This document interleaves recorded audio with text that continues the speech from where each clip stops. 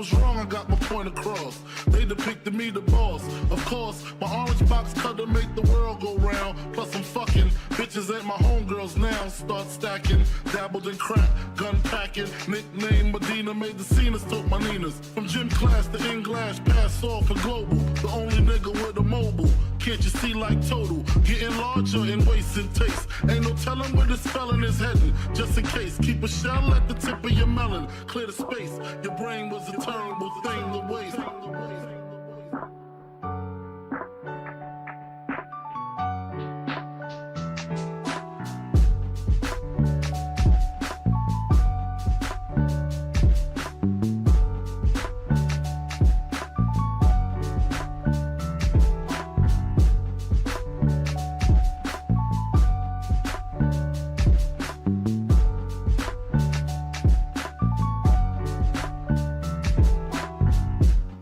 Realizing to master enterprise and I ain't have to be in school by 10. I then began to encounter with my counterparts on how to burn the block apart. Break it down into sections. Drugs by these selections. Some use pipes, others use injections. Syringe sold separately. Frank the deputy, quick to grab my Smith & Wesson like my dick was missing. To protect my position, my corner, my layer. While we out here, say the hustler's prayer. If the game shakes me or breaks me, I hope it makes me a better man. Take a better stand. Put money in my mom's hand. Get my daughter this college plan so she don't need no man. Stay far from timid. Only make moves when your heart's in it. And live the phrase, sky's the limit. Motherfucker.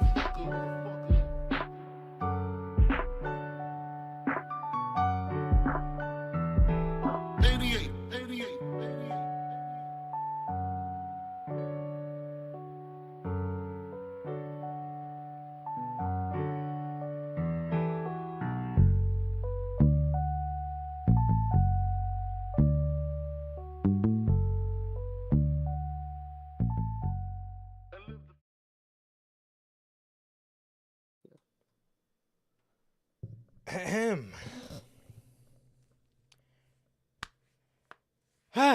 Well, what is going on, everybody? What is going on, everybody, on this bright and early morning Notorious Heels podcast, man? This may be the earliest we've ever done a podcast, and we're rocking and rolling, man. So, what is going on, everybody? What is going on, everybody? It is a early morning here. It's been an early morning here in Chicago, Illinois today. With the Elimination Chamber happening, bro. My alarm went off at 3:00 this morning. And I've been awake ever since, and I'm still kicking, bro. I'm actually not even tired, but last night I went to bed kind of early. I got to bed at like 10:30, so woke up at 3, so that's like what, 5 hours or something like that. But got up, man, earliest I've ever been up to watch a wrestling show. So that was fun. That was fun, man. And that, in my opinion, man, that's what the show was, man. The show was a lot of fun. And I really enjoyed today's show.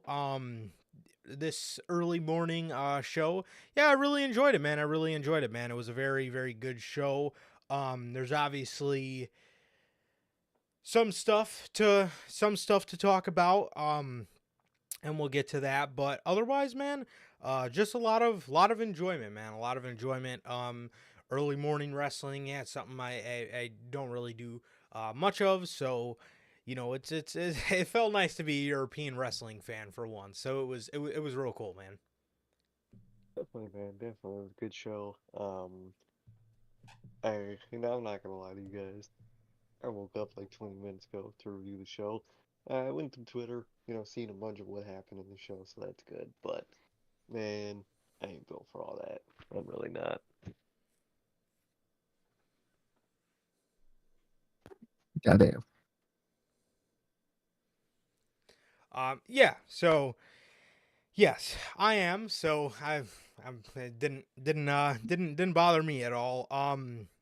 Yeah. So yeah, that was So that was that, man. That was that. It was, yeah, being like I said, being a should be fixed now. He was on the wrong mic. Yeah,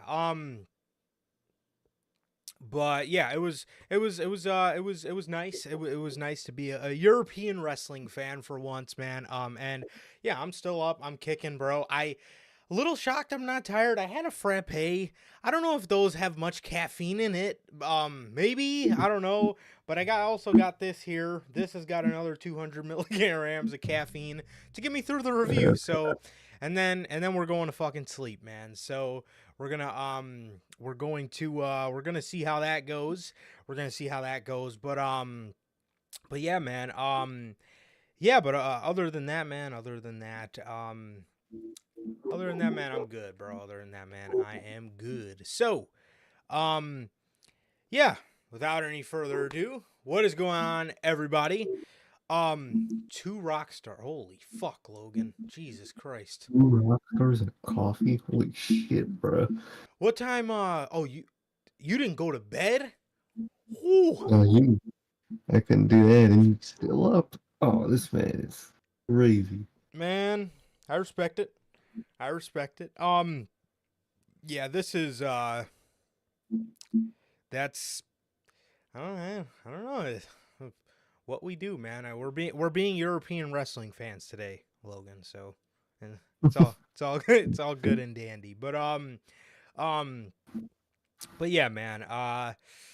Yeah. So without any further ado, what is going on, everybody? We are back with yet again another edition of the Notorious Hills Podcast. Another edition of the post-show reviews.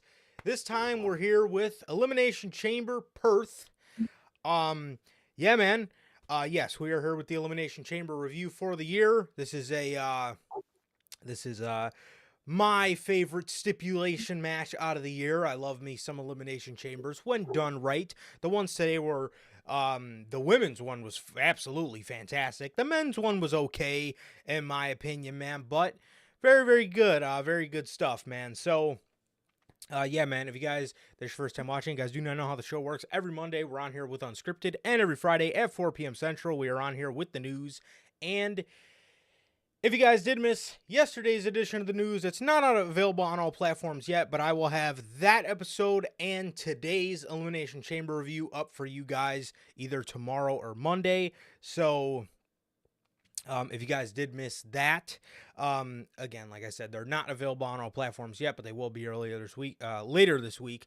But if you guys do want to find us on all platforms, that is Anchor, Spotify, Google Podcasts, Apple Podcasts, and if you want to see us first, join us right here on YouTube every Monday after Monday Night Raw for Unscripted, every Friday at 4 p.m. Central with the news, and after the Big Five for WWE and the Big Five for AEW, right after the show goes off the air. Also, if you guys have not got a chance to get your hands on some of the official Notorious Heels podcast merchandise, you guys can now find this live on the merch shop. That is bonfire.com. Link is at the top of the description of this very video, man. That is bonfire.com.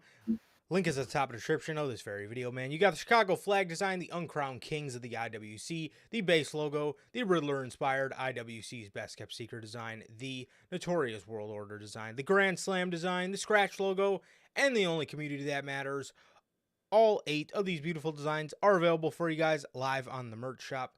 That is bonfire.com. Link is at the top of the description of this very video. Also, if this is your first time watching, guys, do not know who we are here at the Notorious Heels Podcast. I am Johnny Mayhem, one half of the host of this very show. And as for the other half, we got my man, Sir K here. How's it going, man? Going good, man. It's going good. I'm here. Crazy. I don't know how you got. Definitely don't know how Logan's still here, man. But I'm doing good, man. I'm doing good. Just waiting, man. Well, the wait for Chambers over. You got to wait for Revolution next weekend, and then the wait for Mania, man. I'm waiting for several other things. But I'm doing good, man. I'm doing good. Like Durante, always ask, how's life? How's the family? Life's good. The family's good. How is everybody doing in the live chat this morning? And what about and in the replay? Almost forgot the replay. It's fucking early. How's everyone doing in the replay? What about you, bro? How are you doing? Doing good, man. Doing good, bro. Doing good. Just just very, I mean, I keep saying it over and over, but a very, very cool experience. One that's definitely odd, like I said. Not really ever one to go to bed at 10 p.m., but I did, and got up and watched some wrestling, bro. So it was pretty nice. As Durante always asks, man, I'm good. Family's good. What about you, Durante, Logan, Bell, Pops, Nightcrawler? How the hell are you guys, man? Thank you guys for being here. And yeah, man. So what'd you guys think of the show, man? What did you guys think of the Elimination Chamber here today, man? Yeah, so the show had 4 matches on it. It had the 4 matches in a segment, so 5 segments, I guess, total for the night. There was reports yesterday that said they had surprises. Dave Meltzer said they had surprises for the Elimination Chamber. What was the surprise? Where was the surprise on today's show? What fucking the report came from Dave Meltzer, so I yeah, think that's all you need right there. exactly. So yet again, Dave steps up to the plate and fucking hits a fucking foul ball. Good Lord. How many times this year, man, or how many times just in the last couple of months alone have the dirt sheets just look like complete idiots? I mean, I didn't psych myself up for anything, but it was just kind of something that made me laugh when the show was done, because I just thought back to those. I was like, oh yeah, whatever happened to our surprise? Almost like our Royal Rumble hitting like crack, and it was just a Cody Rhodes repeat. Just to fucking look like a cuck 5 days later. So, I don't know, but other than that, man, the show was good. The show was good, man. The show was real good. I enjoyed it. Man. I think we got the best women's Elimination Chamber we've ever seen, in all honesty. I think that one was very good. But I will say, just the vibe of Optus Stadium at nighttime was so sick. In the morning, it looked alright. But it obviously doesn't look as cool. But what was? Oh, bro, tonight, dude. This man, Michael Cole, he mentioned how Randy Orton beat Chris Jericho's record for the most Elimination Chambers, and this man kept ragging on the controversial WWE 2K ratings, because when they would do the outshot of the chamber, there was like everybody's overall like in their corner with them, their 2K overall, and the commentators were talking about him as as each went on, and fucking and God, what the hell was I saying? Oh, yeah, so he's talking about he was talking about Tiffany Stratton. That's who it was. He was talking about Tiffany Stratton, and he was like, she was doing her little she was tumbling, she was gymnastic tumbling, and he said he said something about like what was that rating for Tiffany Stratton? He's like a 79. I believe she deserves more than that. He said something like that, man. So that was very funny. But yeah, man. I real quick. I don't know who the fuck dude is, and I don't know who the fuck chat you're coming into, but I will plug whatever the fuck I want on our fucking show. Let's get one thing very fucking clear. Do not come in the chat and tell me what to talk about on my fucking show, you jabroni, since you want to call people jabronis. Get the fuck out of here, man. I mean, seriously. If I wanted to come on here and talk about fucking 2023 Elimination Chamber, that's what the fuck I'm gonna do. Now, obviously, we're not gonna do that, but I'm gonna talk about whatever the fuck I want. Motherfucker. Exactly, dude. Like, dog. It's 10 in the fucking morning, bro. Please. I mean, if you're that bitchy, then go to fucking sleep. I mean, for the love of God. Man, it's been up too long. Where's your podcast going 4 years in the making? Exactly. Don't tell shit. There it is. All right. Anyways, Elimination Chamber 2024. So, anyways, show back on the road here. Let's go. So the first match, the kickoff match.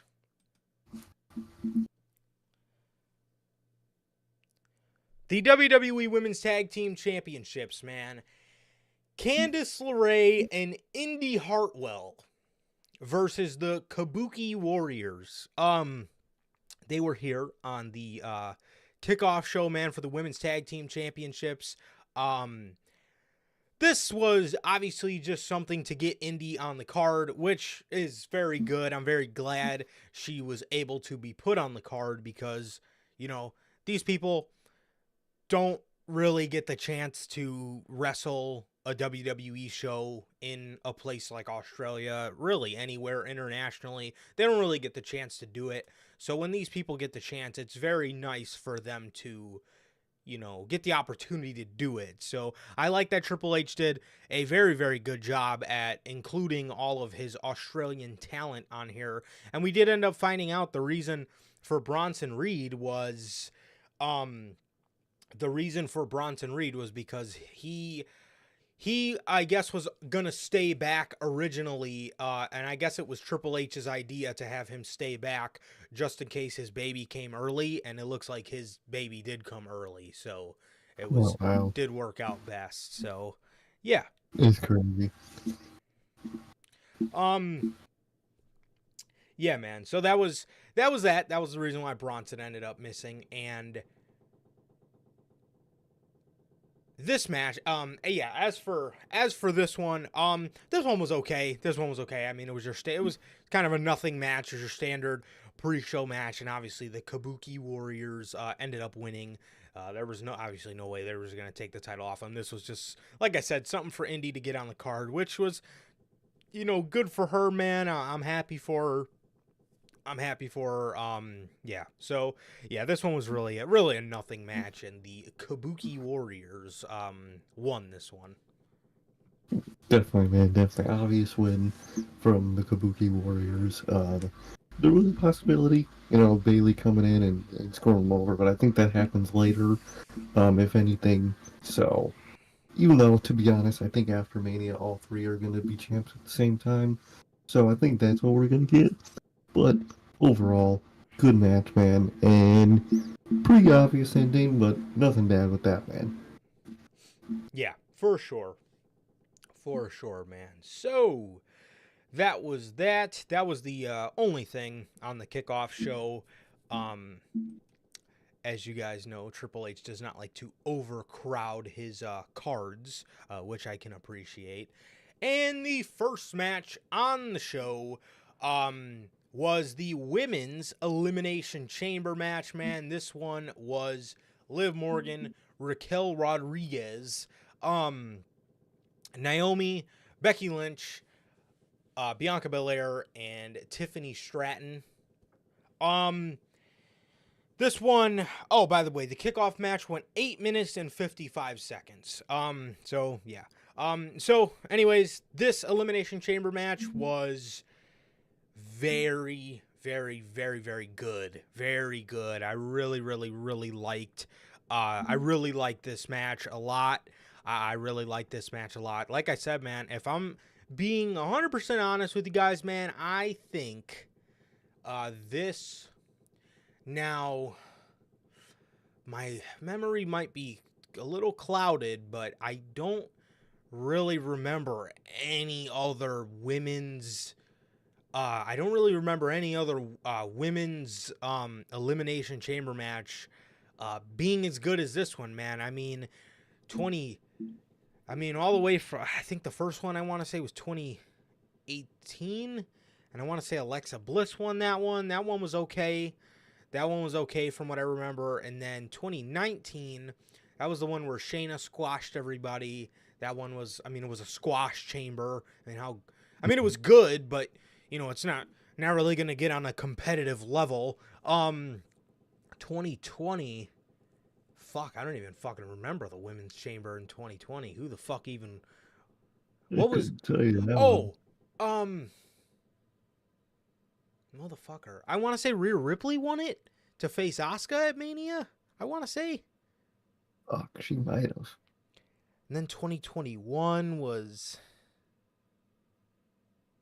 You get the point. You get the fucking point. The matches are not very memorable. The only thing I remember from the 2018 one was Alexa Bliss doing Twisted Bliss off the top of the thing. But the only women's chamber that I remember, genuinely being one of the better ones was, like I said, 2018. But the one that, it really kind of stands out in... the one that really kind of stands out for me was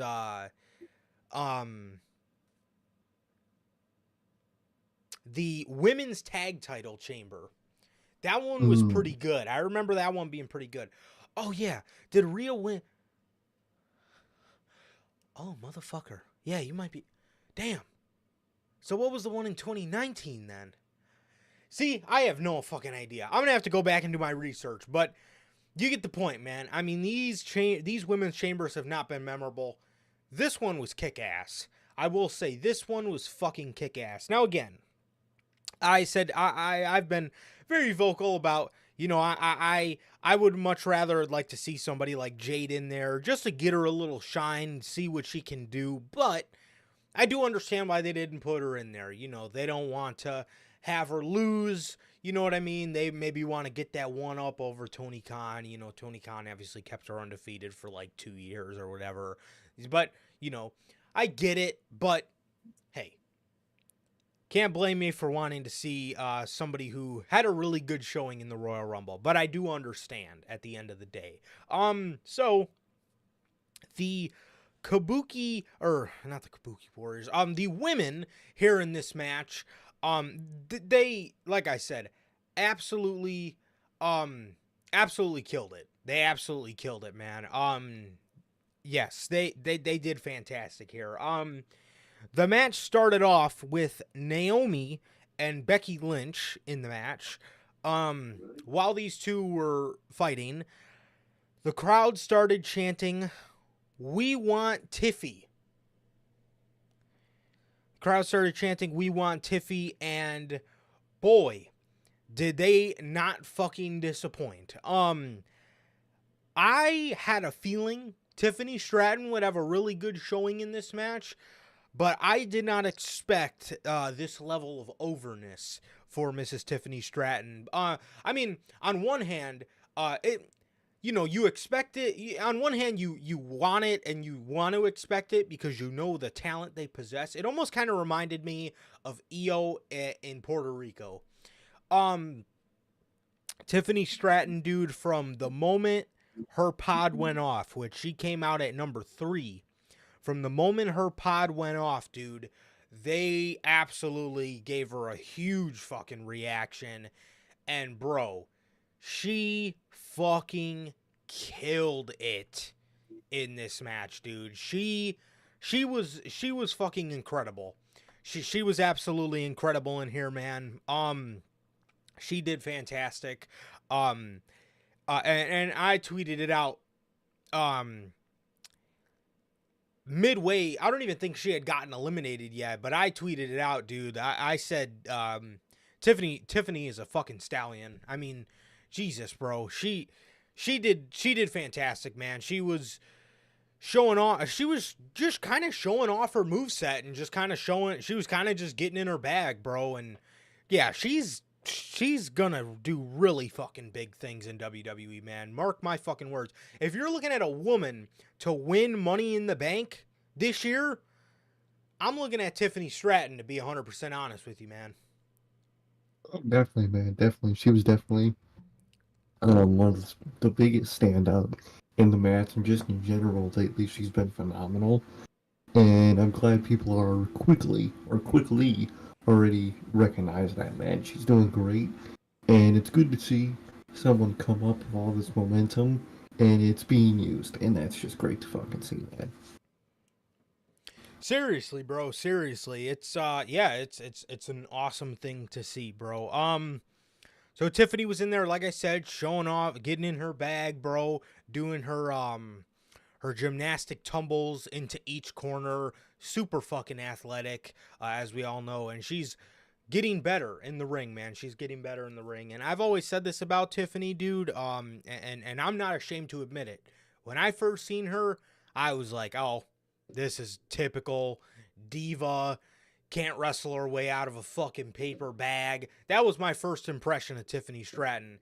And I am gladly, and I mean gladly, eating my fucking words, because she's she is quickly becoming one of my favorite talents on the roster, man. I just think she's just a shining fucking star from NXT, man. And it just really goes to show, man, if WWE wants their developmental system to work, they can fucking get it to work, and you know, they will develop people, and they, you know, she has not been doing this long, and she, like Triple H always says, for certain talents, bro, they have no right to be that good, and they are. So Exactly.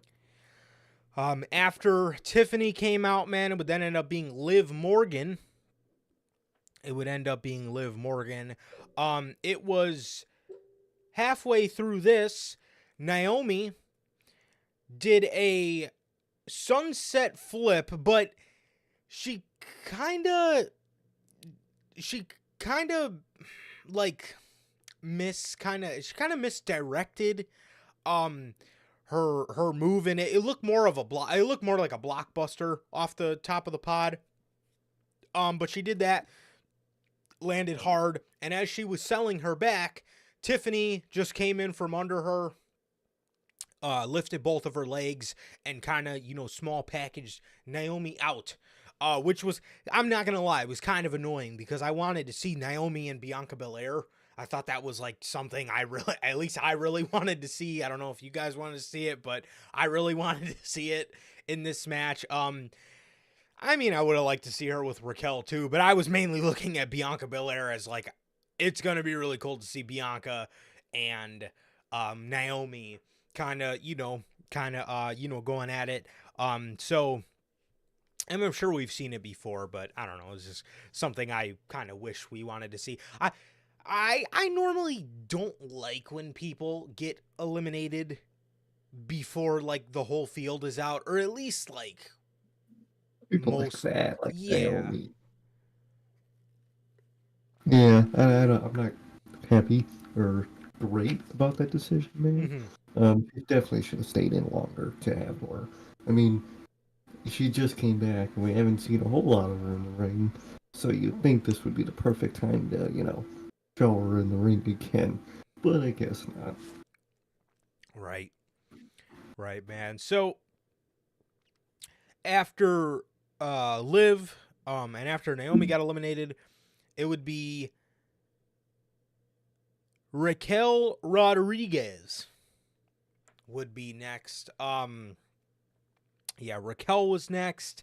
Raquel looked okay in this match. I'm just not really too big on her. There's nothing about her that stands out to me. She just, yeah, I mean, I don't know. She's alright. Like she's not bad. She's just like, No, just there. Kinda- Just a win on the roster. yeah, kind of just green, you know, which is kind of bad to say, because she's kind of been at it for a minute now. And yeah, I mean, she's just not, I don't know. She's just not really my cup of tea, man. She's got a impressive looking traps, and she, like, I don't know, leans on that as like some sort of gimmick. She just comes out and she shows her back and she flexes and she power bombs, and it's just not, it doesn't do it for me, man. It doesn't really fucking do it for me. And then number 6 ended up being Bianca Belair. yeah, number 6 ended up being Bianca Belair. So yes, Bianca. Yeah, Bianca had a pretty good showing, man. Everybody in here had, I wouldn't say, anybody had a bad showing. But if, I'm looking at one person that just absolutely caught my eye in this match, it was Tiffany Stratton, dude. I can't say enough good things about her, and yeah, just killed it, bro. Fucking killed it. Next to be eliminated, speaking of Tiffany Stratton, next to be eliminated was Tiffany Stratton, bro. She went to do the prettiest moonsault ever. And Liv, I believe, caught her with a top rope. I want to say it was like a neck break, or it was like a top rope oblivion. Or yeah, it was like a middle rope oblivion, and Liv pinned Tiffany Stratton, got fucking booed, man. They got booed. And here, this is literally an EO situation from Puerto Rico. So, what I suggest now, EO was probably only like a month away from Money in the Bank, so that was probably a little easier to book because you could just put her right in the Money in the Bank match. With Tiffany, you got to keep this momentum. You got to find a way to keep this momentum because WWE, they're very good, especially with the women. They're very good on gauging who they want next up. Or at least Triple H has been. As to where with Vince, you weren't getting anything other than like the same 4 fucking people. Charlotte, Becky, Bianca.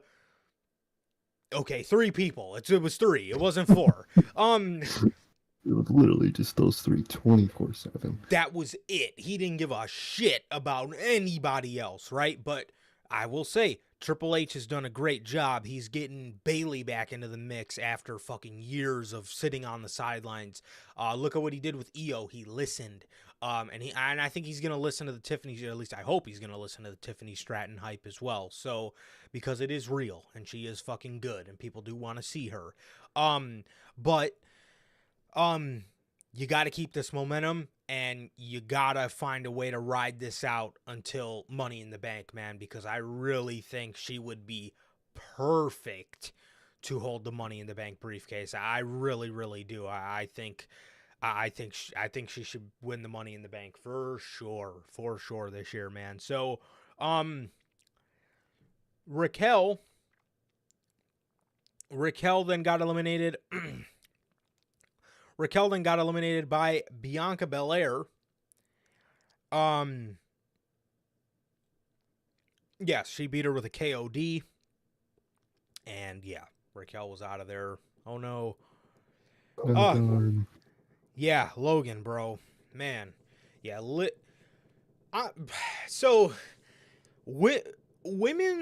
women's wrestling stands in general, they are the fucking worst. They are horrible. They try to make it seem like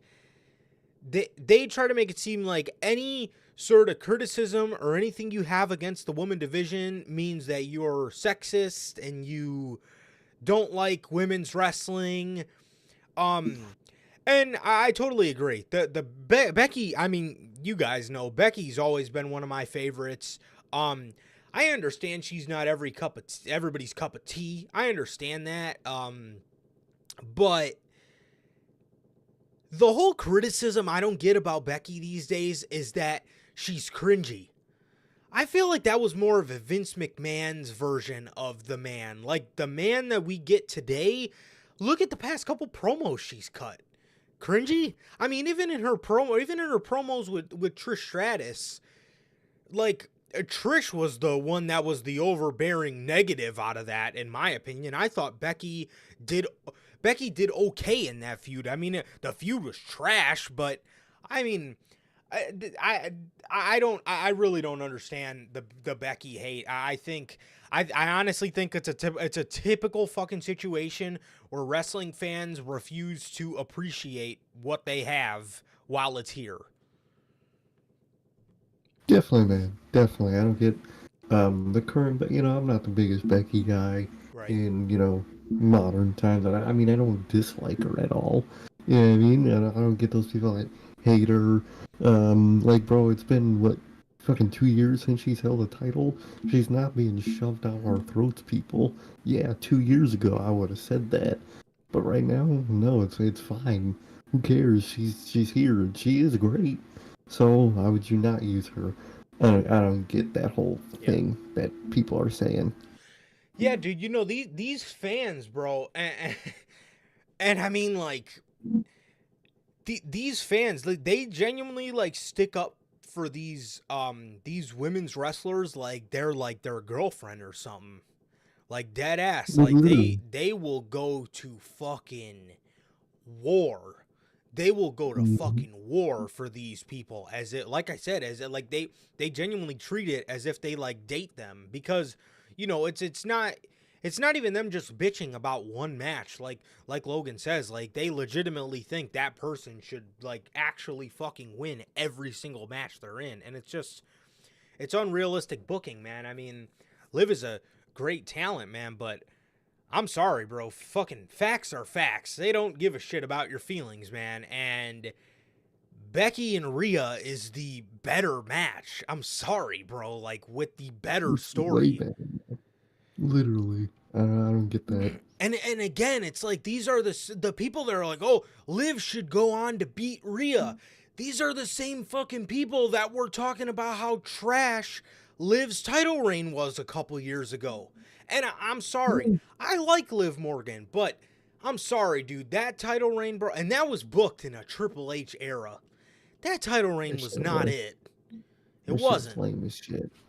Yeah, it was pretty bad, man. It was pretty fucking bad. But I don't know. But yeah, I don't know what's wrong with these wrestling fans, man. I mean, I know they don't really see much grass and trees, but I mean, Jesus Christ, man, get some sun, bro.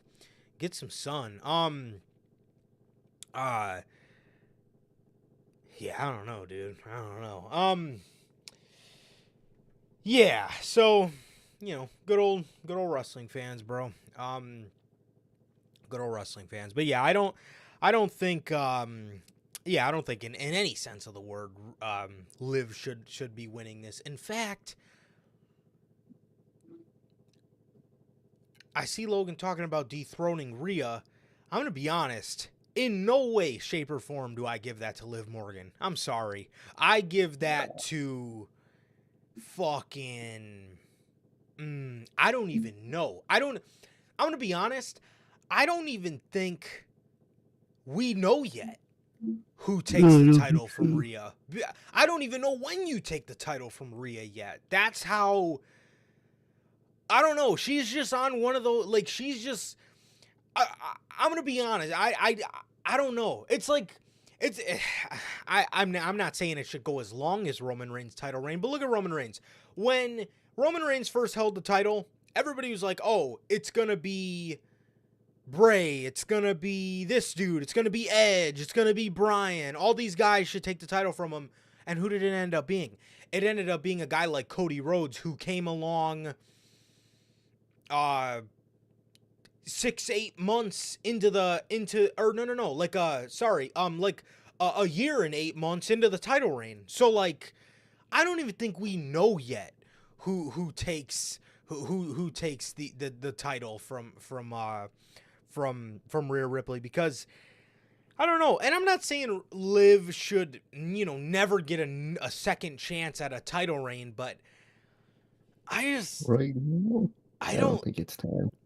Yeah, I don't know. I'm gonna need to see a little more from her, but,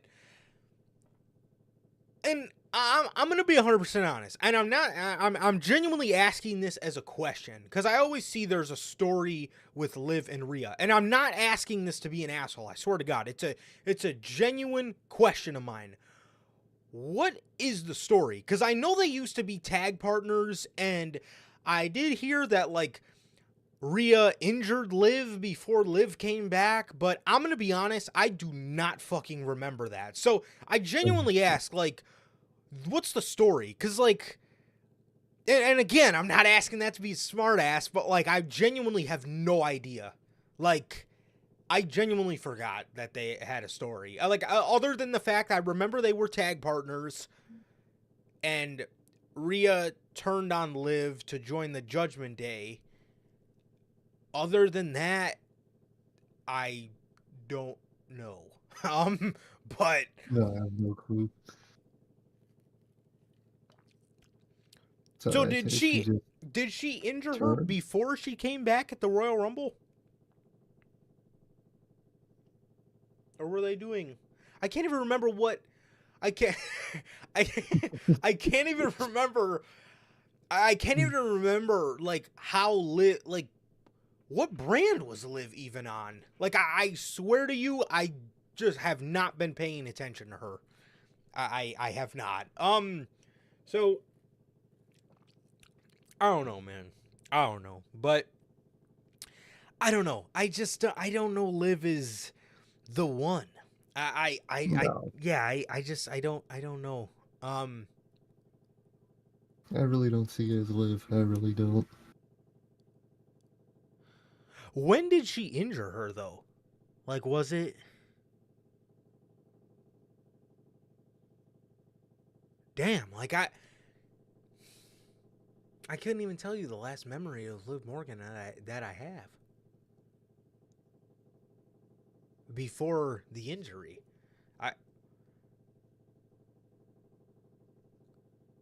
Gotcha. July. Wow.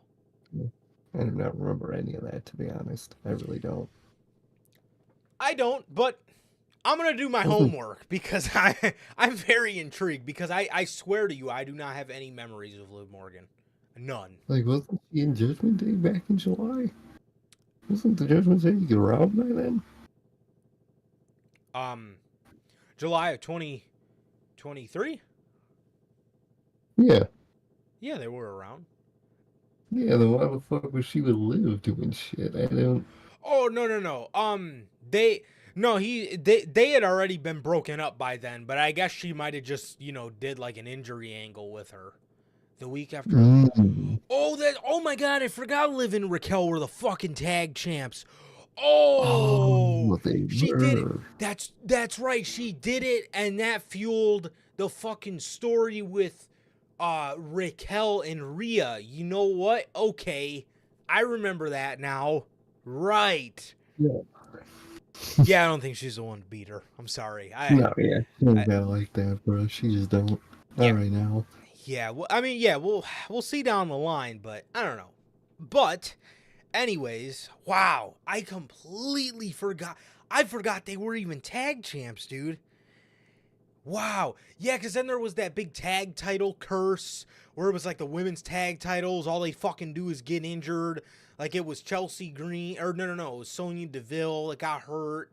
And then it was, and then Liv ended up getting hurt. And then Chelsea had a partner, yeah, I remember. I fucking remember all that now. Yeah, man, but yeah, Raquel Rodriguez got eliminated by a KOD from Bianca Belair. And then after that, Bianca Belair was eliminated via roll-up by Liv Morgan, and Liv Morgan turned right around into a rock bottom or a manhandle slam by Becky Lynch, as Becky Lynch would win the match. The ending of the match really picked up. That's where it got really good for me.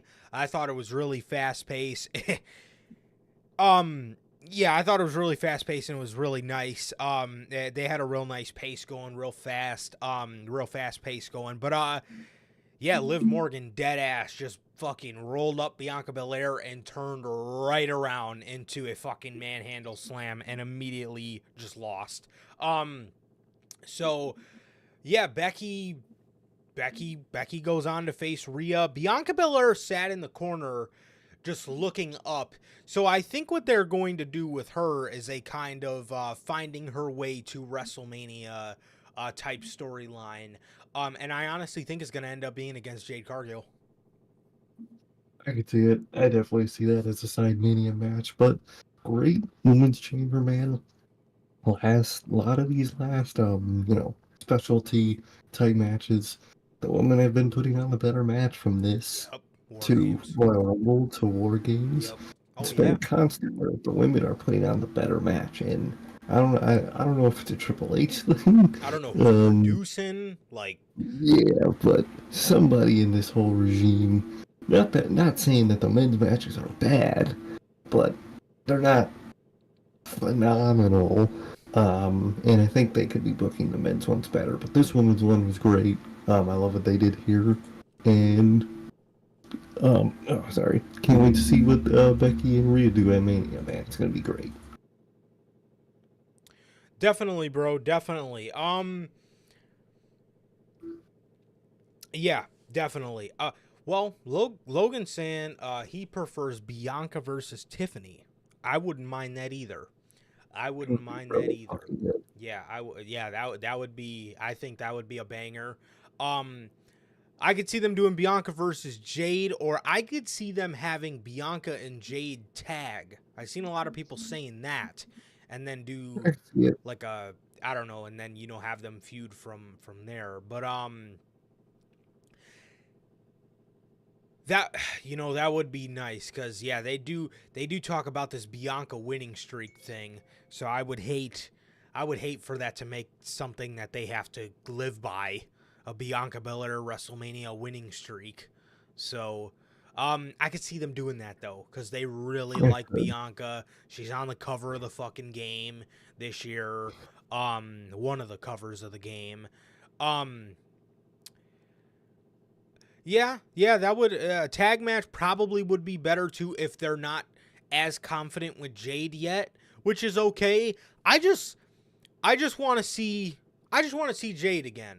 And I can't believe that's coming out of my mouth. I genuinely cannot tell you how fucking weird it feels to say that. But dude, from what I seen of her in the Royal Rumble, holy shit, I want to see her again, because just that little glimpse, she just looked better.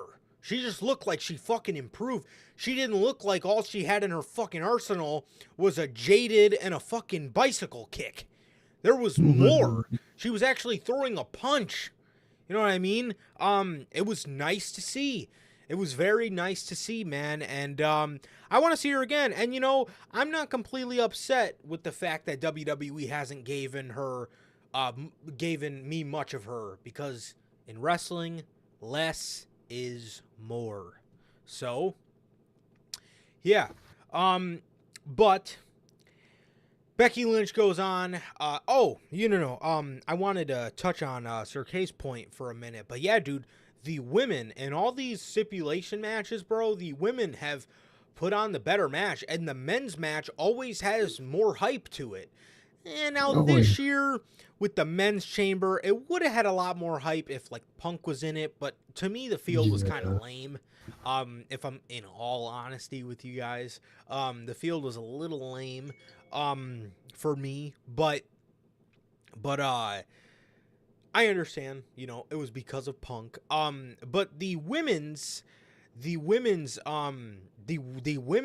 Royal Rumble, the women's Elimination Chamber, and the women's War Games match have all put on better matches than the men's. Than the men's match. And which is, like I said, which is weird, because the men's always have more it just didn't hit this year. I don't know why. It wasn't a weak field. It was just a generic field. Yes, generic. It was a bit. Yeah, it was a bit of a.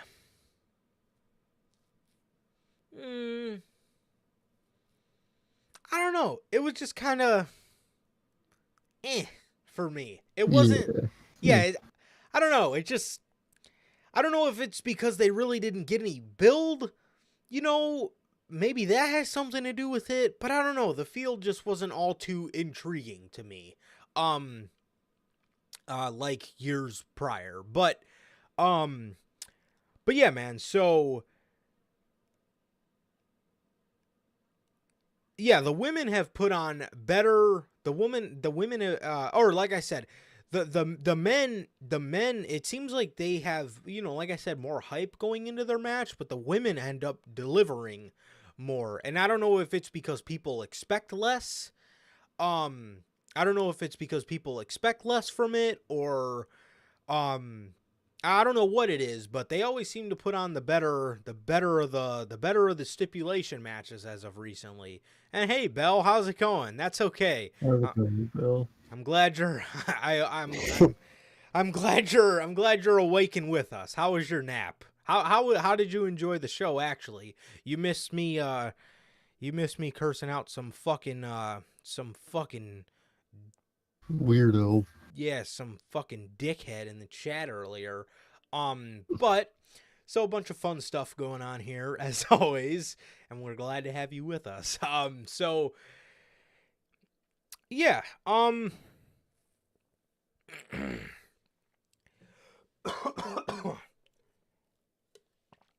so yes, Becky Lynch wins the women's elimination chamber match, and yeah, she ends up winning it, and very good, very, very good elimination chamber match. So gotta love it. Hell yeah, man. Phenomenal match, man. And I can't wait to see how they book their Mania match. Yes, and I'm very, very, very, very excited for Tiffy time. So, the next match on the show, the Judgment Day versus Pete Dunne and Tyler Bate, New Catch Republic. Holy shit. Yeah. Michael named it in the group. Yeah, that name is something. I don't understand why we can't just call them British Strong Style. I don't get it. Maybe they think British Strong Style's the group with all three of them, but then again, I'll bet you any kind of money if Trent Seven were in this group, they would probably have still renamed them to New Catch Republic. 100%. 100%. The only thing that's cool about that name is you can abbreviate it to NCR. You know, like NCR. That's nice, and maybe it'll grow. But I'll give it a little bit of time, as I gave the Final Testament, and I don't fucking like that name. I do not like that name of that group. That name sucks. Same with the Pride. The Pride. Oh yeah, and they don't even call themselves that. No, Like, they literally just call them Bobby Lashley and the Street Profits, and now they have B-Fab in the group. What a dud. Well, I haven't done factions for Triple. Can nobody do factions right, dude? Like, fuck. It's not that hard. Seriously, but you say that, and it's like for every Final Testament, there is a Judgment Day, but he's had more misses than hits with his factions. Yeah, exactly. Again, people are just, obviously, there's always gonna be good at something, There's good factions in AEW, but, like, overall, most of these companies don't know how to do factions. You got New Japan, they got, like, 7 different versions of Bullet Club running around. You got fucking, how many just random slumped up factions in AEW, and in WWE, half of these ones are they're duds. They either don't actually, like, put them together, and like Tony Khan, where they're just a bunch of people hanging around each other, or it's just lame, and no difference from the Pride or the Final And one thing I don't really like about the Final Testament, it's too crowded. The El Ring and Bro, what did I say? That was one of my major concerns. Because Ellering and Scarlett just feel like they're both there. But if they were just separate and on their own, they'd actually, matter as their respective mouthpieces. I don't think the group worked well together. Definitely. Definitely. Yeah, and yeah, I mean, Triple H, I mean, don't get me wrong, Triple H has done some great stuff with his stint on the main roster. I mean, don't get me wrong, man. In Yeah. NXT, this man absolutely fucking aced it damn near fucking every time with a faction. Undisputed, Imperium, Sanity. He aced it with factions in NXT, but on the main roster, it's been a little it's been a bumpy road. It has, man. But like I said, for every pride there's the bloodline, and for Yeah. every final testament there's a judgment day. But yeah, dude, we talked about this a couple unscripteds ago, man, but I'm telling you, dude, the Final Testament, that was one of my major fucking concerns with them, was the double manager. I don't like it. It's horrible. It sucks. Fucking Paul Ellering's fucking standing there on one side trying to look menacing, and fucking Scarlett's over here on the other side fucking hugging on her boyfriend, and then you just got these two fucking big Samoan dudes or whatever the fuck they are. They're just standing there. They fucking barely look like they know what they're doing. And fucking Karrion Kross is just standing there with a fucking man bun on, like he's just got done playing Ghost of Tsushima. Like, what the fuck? What the fuck is this group? And their theme song blows. That is some of the worst shit I've ever heard in my life. And then for the other fucking group, you got fucking Bobby Lashley, who's fucking dope. He's Bobby Lashley. He's the fucking man. And then you got these two idiots that refuse to fucking evolve. Oh, what was everybody? Whoa. How can you turn the Street Profits heel? Nobody's gonna boo him. Make them boo you. What? What kind of fucking excuse is that? Make them boo you. Huh? I don't get it. Yeah, Bobby Lashley, fucking badass as fuck. His part of the entrance is absolutely phenomenal, and then those two just come out at their Street Profits entrance and just kill the whole vibe.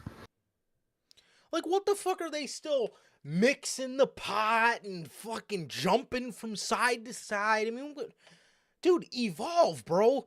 Do you think the Usos would be nearly as fucking successful if they were still out there doing their fucking Samoan war dance? No. Exactly. That shit would be lame. No, they shed the face paint and they evolved. The Street Profits dude from the get-go. Everybody's like, oh, they can't turn them heel. Who would want to boo them? What? Me. I don't want to boo them. Huh? Make them boo you. What? What kind of... What? That's like saying, oh, Tommaso Ciampa's so fucking good, man, in 2018 NXT. Tommaso Ciampa's so fucking good. He's such a good wrestler. He's with Johnny Gargano. Who would want to boo him? Yeah, forget the heel turn. We'll just have him continue on his DIY for the rest of their fucking careers. No. Like, what? No. You gotta change. You gotta do different shit. And the nail in the fucking coffin, they add B-Fab to the group.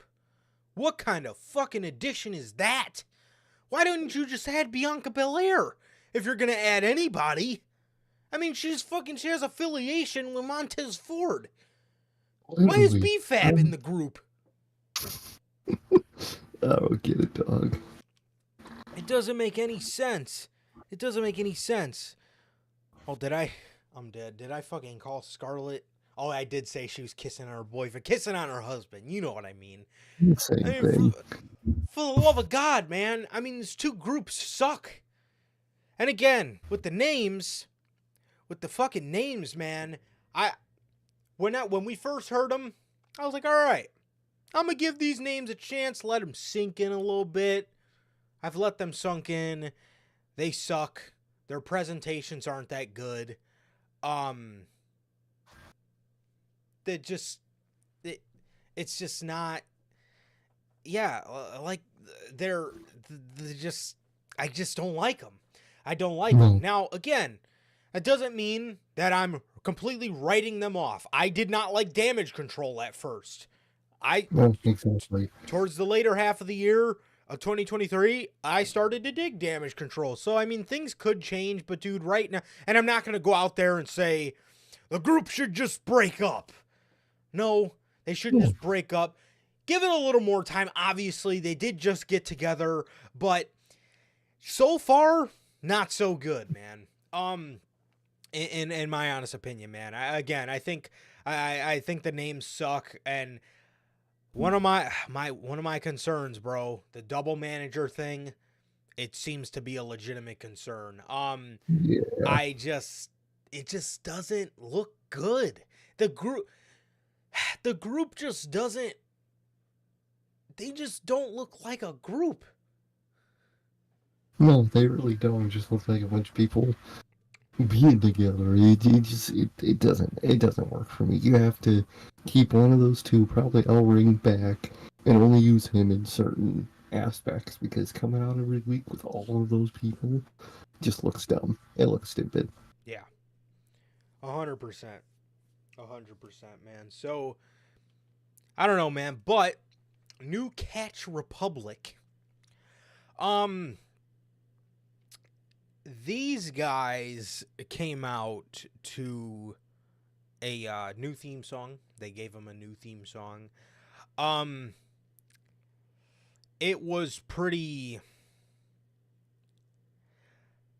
I'm not gonna say it was like...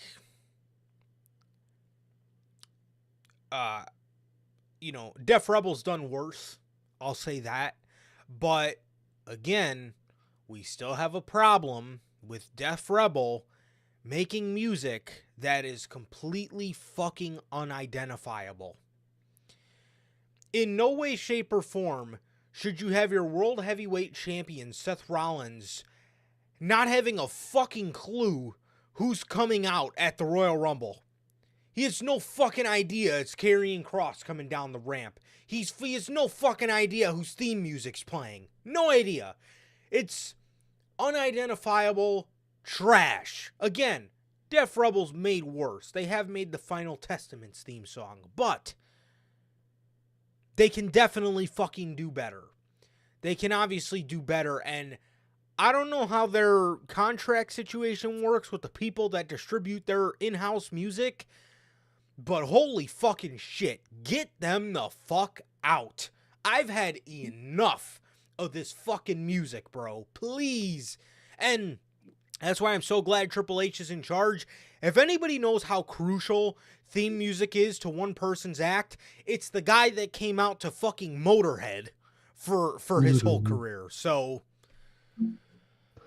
Oh yeah, man, they gotta cut Def Rebel. We've been saying it for a long time now. Their music production is horrible. From individual wrestlers to pay-per-view themes to random things like songs used in what the fuck are they? Promo packages. Their music production is just not good. 100%, man. But speaking of the theme music, today's theme music for Elimination Chamber was a Motionless in White song. Went pretty hard. Their theme song for Mania 2, I like.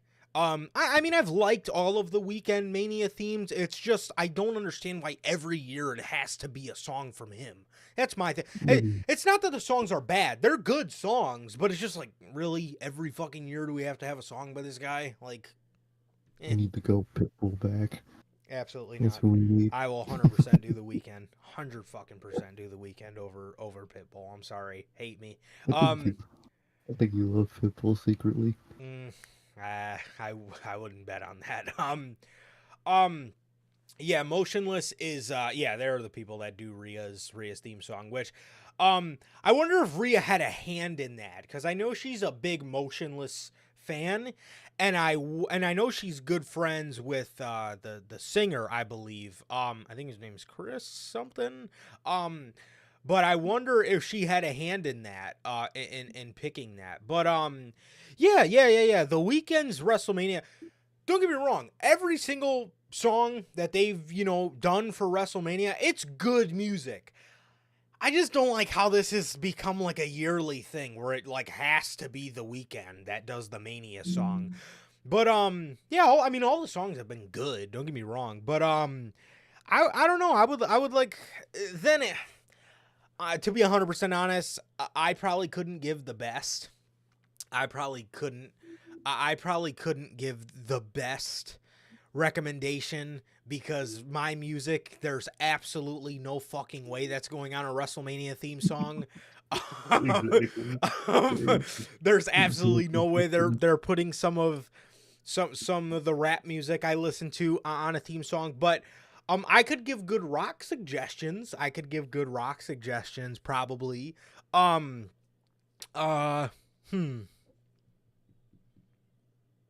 Yeah, there's absolutely no rap music I listen to that would probably be fit for a WrestleMania theme song. There's absolutely no way. Yeah, there's just no fucking way. But yeah. Y'all would hear when me and Johnny would say Matt Hardy should come out 2 for years, you would understand what we're saying. Bro, little Matt Hardy 999. All right. Am I right? Am I right? That's his song, bro. Come on, man. Let Matt Hardy come out to Matt Hardy 999 and I'm gonna be cool with it. And I swear to God, man. But no, yeah, their music production has just been really bad the last couple of years, and just in general from wrestlers, mainly wrestlers, to like random shows or big shows. So hopefully it improves, man. I really hope it does. Exactly, bro. Little Triple H coming out to Bad by XXX Tentacion. Am I right? Am I right? So you know what it is, but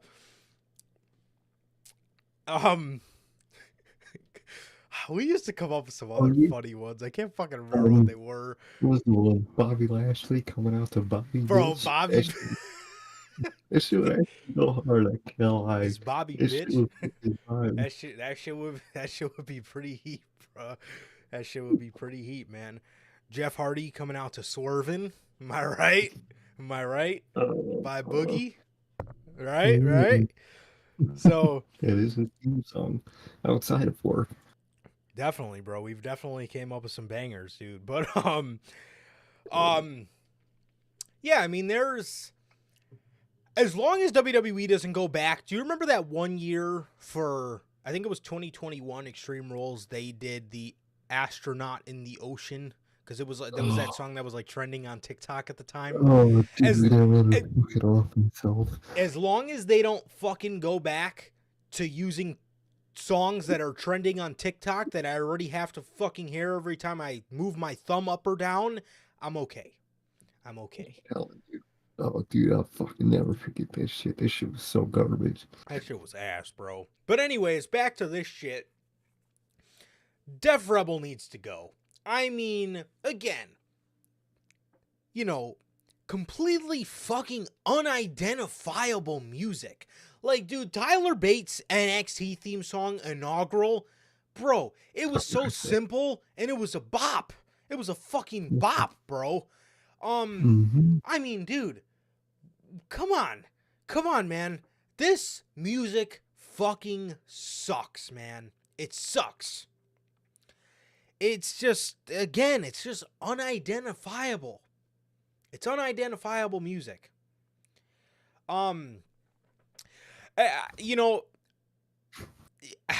Exactly, Bill. Exactly. If you wanted something from my playlist from WWE, you're going to be listening to a lot of rap about gang banging in the 90s.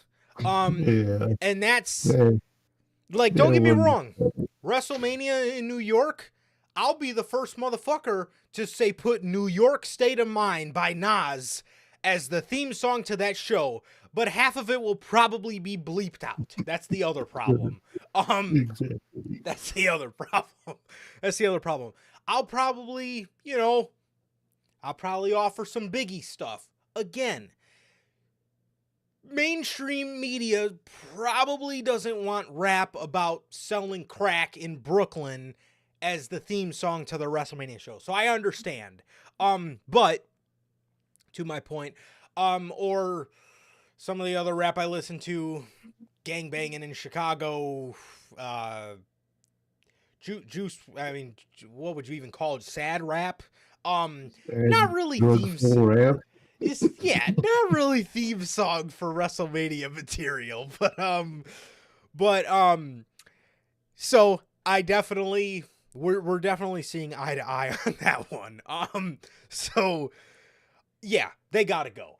They gotta fucking go. Def Rebels gotta go. I'm fucking sick and fucking tired of this unidentifiable theme music. However, bro, Tyler fucking Bate. Dude.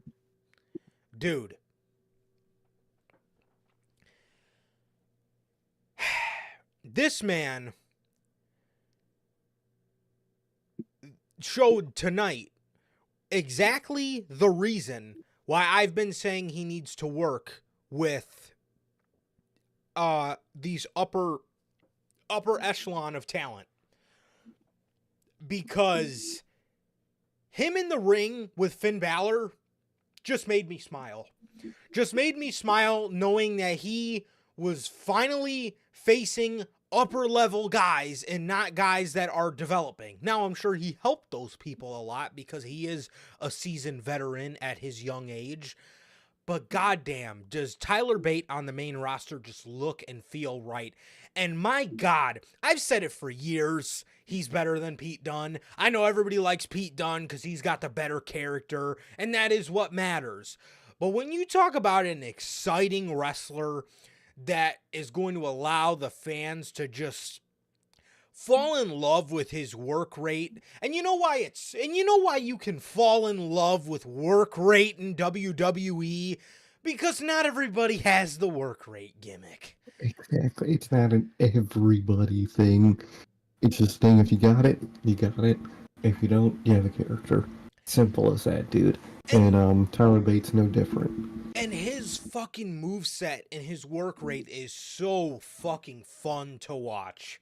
I mean, my God, he's another guy I cannot say enough good things about, dude. Tyler Bate is a fucking stud. I mean, he's fantastic, man. And dude, seeing him here, seeing him in Butch do their movesets, bro. Fantastic, dude. Again, it just made me smile seeing him in there do bop and bang, do his fucking little flying rope rebound thing, rope rebound clothesline, doing the Tyler Driver, the burning hammer. Dude, this served its purpose. This was one of my favorite matches from the night, just because I just fucking enjoyed seeing Tyler Bate absolutely just tear it the fuck up. Exactly.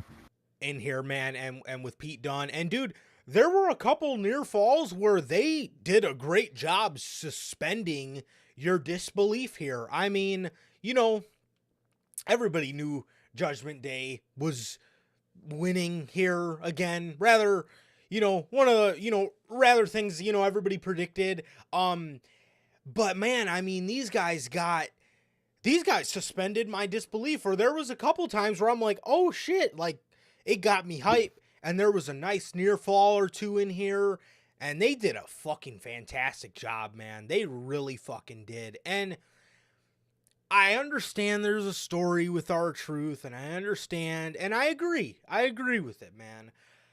But it just makes me so upset that we have to pass on Tyler Bate and Pete Dunne, but I really hope they do get some sort of tag titles soon, because god fucking damn, these two are just incredible to watch.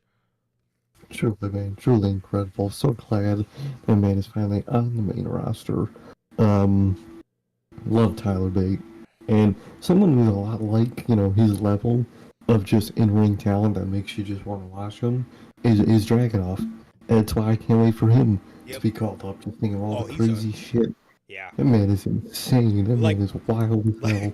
Like Jay Uso said, I ain't never met him, but he just seemed like he got that dog in him. Exactly, dude. And he does. He got that fucking a rabid dog. You know, that man is insane.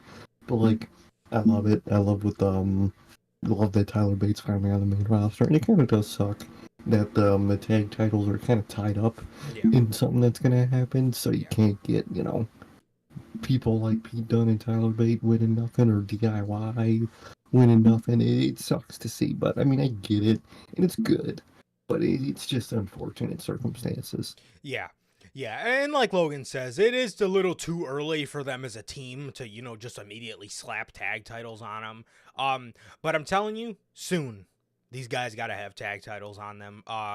Give them a little more time, and my God, because that was amazing. That was fucking amazing. That was an absolute masterclass. And yes, Bell. Well, first of all, to address your comment from when we were dogging on Def Rebel, dude, that would be a great theme song for like a Mania in New York, bro. Empire State of Mind.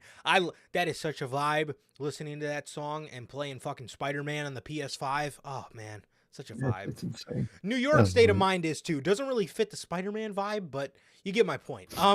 Still just cool to listen to. And yes, Bell says, I knew Tyler was better than his British strong style partners when the weekend of the OG All In, when Tyler and Walter had the match of the weekend. She says it's one of her favorite matches ever. Absolute master fucking class of a match that was. That is one of my favorite Walter matches ever. I mean, that man Walter was just a fucking banger machine. I mean, he still is, but like, dude, that NXT UK title run, bro, Ciampa, Tyler, Pete, I believe he had one with Joe Coffey, and then his 2 matches with Dragunov. The first one with Dragunov in that silent studio where you just hear the sounds of everything. That won my match of the year in 2020. It was that fucking good. I mean, holy shit. 100%. That shit was insane. Yes, and yes, it filled my heart with happiness knowing that Tyler Bate is on the main roster and he's in a fucking PLE match. I mean, amazing. Absolutely amazing. I love to see it. I love to see him doing good things, and I can't wait for, like Sir K said, more guys from that NXT UK group to kind of come up. Dude, I'm so pumped for Dragunov, bro. Dragunov's going to be a fucking dog on the main roster. He's just got that dog in him, bro. I mean, he's a monster, bro. That man is a giant ball of fucking C4. He is a fucking motherfucker, man. Yeah, Dragunov is a complete beast. I really wonder how much pre-workout he takes before he goes through that curtain, because good lord, that man got to be taking like 2 or 3 scoops, because ain't no fucking way, bruh. Oh, dude, there's ain't no way. He is fucking perk angle without the perk, and that's insane. Yes. Yeah, it really is, bro. Yeah, hopefully Truth does end up in Philadelphia, not the Philippines, man. R-Truth pulled up to Austria. He pulled up to Austria. Austria? I guess he was going to see fucking Gunther or something. I don't know who the fuck he was going to see. R-Truth said he showed up to the hotel, or he showed up and there was no fans, and he showed up to the arena and it was empty. And he said he's here in Austria and nobody's here. Damn. Who told him, bro? Who the fuck had to make that call and tell him that they were in Australia? Come on, Truth. What are we doing? So hopefully R-Truth does make it to Mania, because he's 100% going on to win the tag titles with The Miz. Yeah. Yeah. For Definitely. sure. But yeah, this was a fucking banger of a match. I like this match a lot. I loved seeing Tyler Bate and Pete Dunne, like I said. These guys hit the Judgment Day. Finn Balor ended up hitting Pete Dunne with a coup de grace. and secured the victory, man. Dominic did get a bunch of heat in this match as well. So yeah, this one was a really good one, and the Judgment Day retain and earn themselves the ticket to WrestleMania against R-Truth and The Miz. Hell yeah. And the next match, well, the next segment, the Grayson Waller effect with Cody Rhodes and World Heavyweight Champion Seth freaking Rollins. This, again, left more fucking questions than answers. Dude, can you give me can you let the fans know what the fuck is going on, please? Please. For the love of God.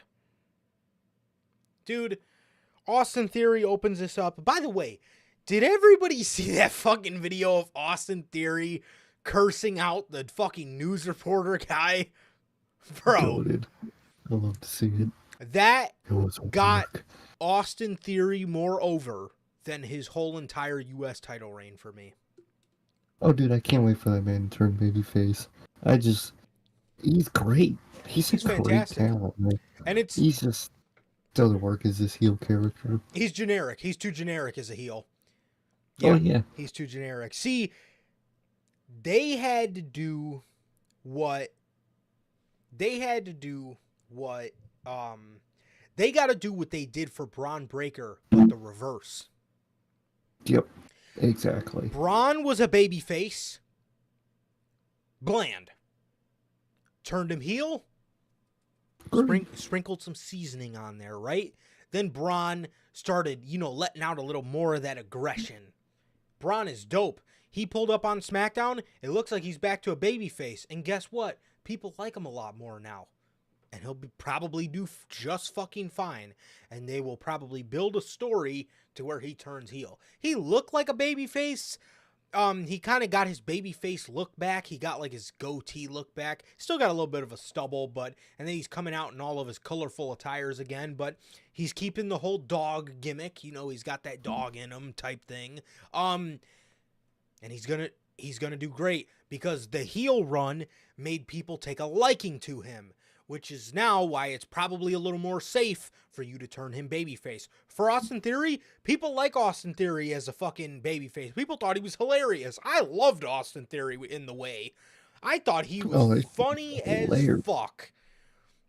That man was good. Yeah, dude. Just how fucking stupid he was. It was great. It was fucking great. What I say you do, you turn him babyface. Have him you don't got to make him as stupid, but just have him dip into his comedy. And once people take a liking to him, and once people respect his work enough, you could turn him heel and have him try to, prove everybody wrong and, prove everybody wrong that just kind of took him for a fucking idiot.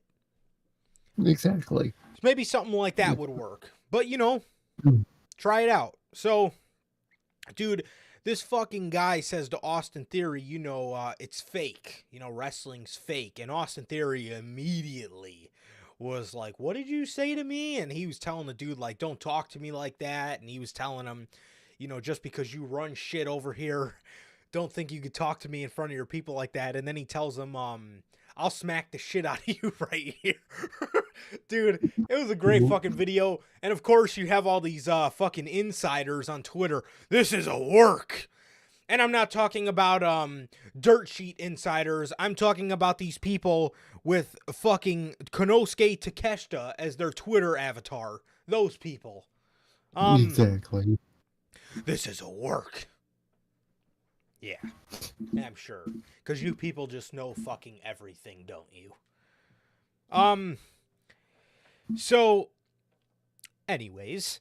So yeah, man. Grayson Waller effect opens with Austin Theory. He says hello to Australia. He says, I had some Vegemite today. And my God, it was horrible.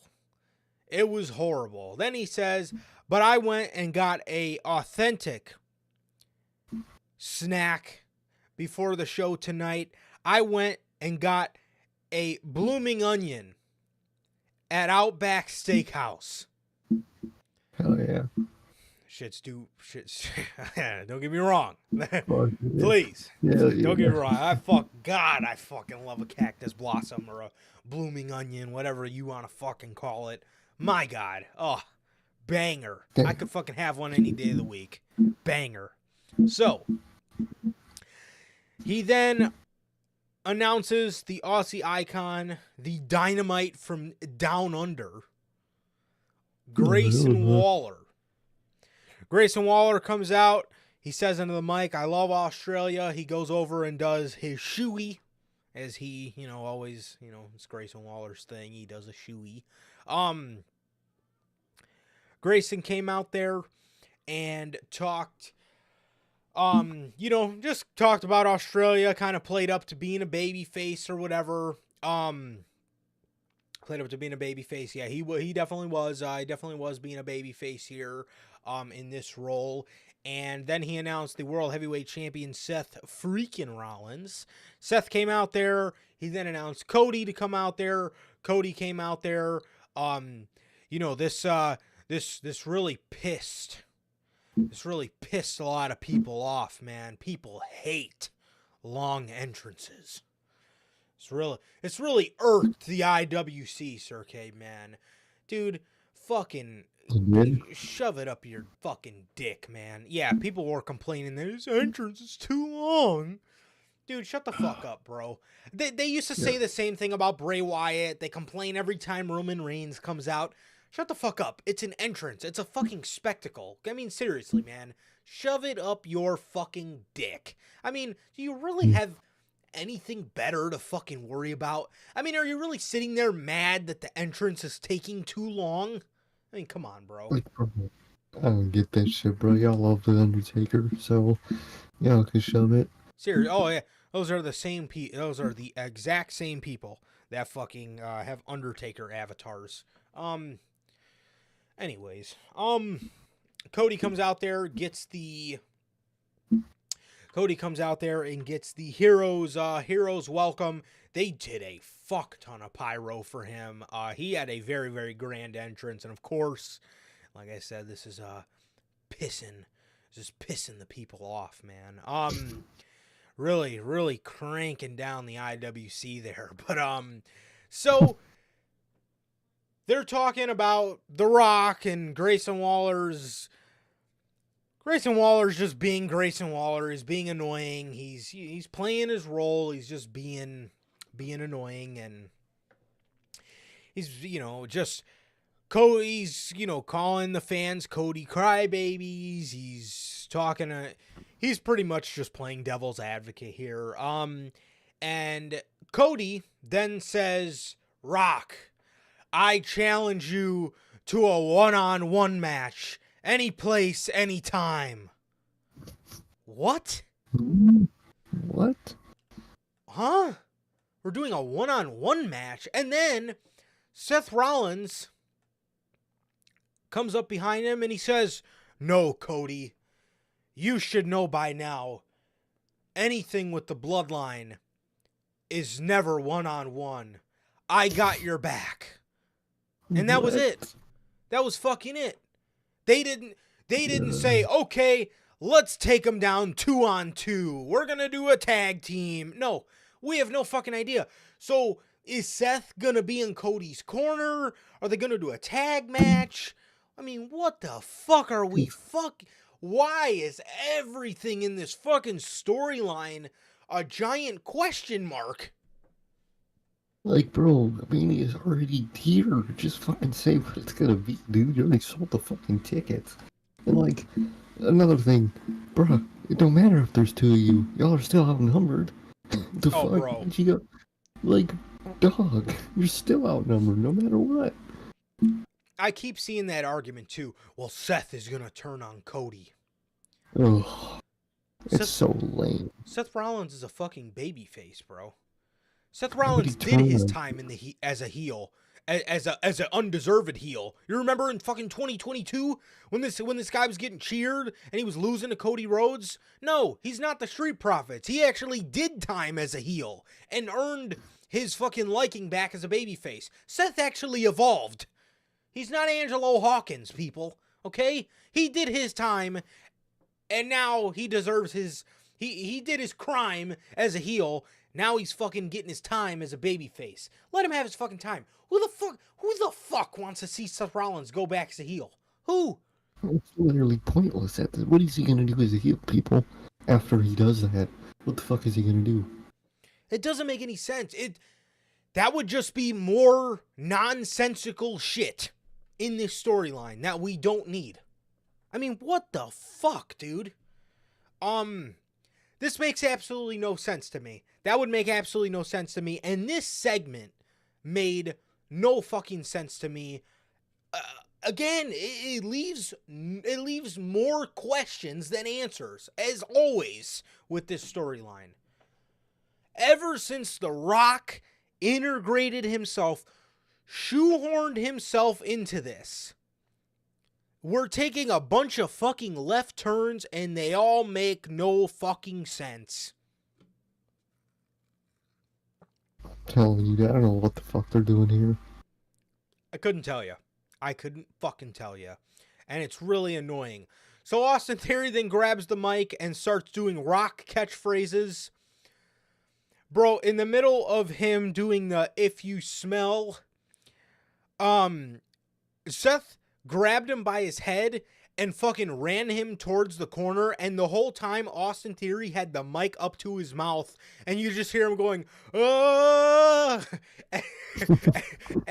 as Seth was throwing him into the corner. It was fucking hilarious. That cracked me up, dude. That absolutely cracked me up. But Seth throws him into the corner. Cody hits him with a Cody cutter, and Seth got physical. Seth hit him with a fucking curb stomp. Exactly. I like the sound of that. I like the look of that, man. Hell yeah. I love to see it. So, it looks like Seth is going to be good. Like I said, the beginning of...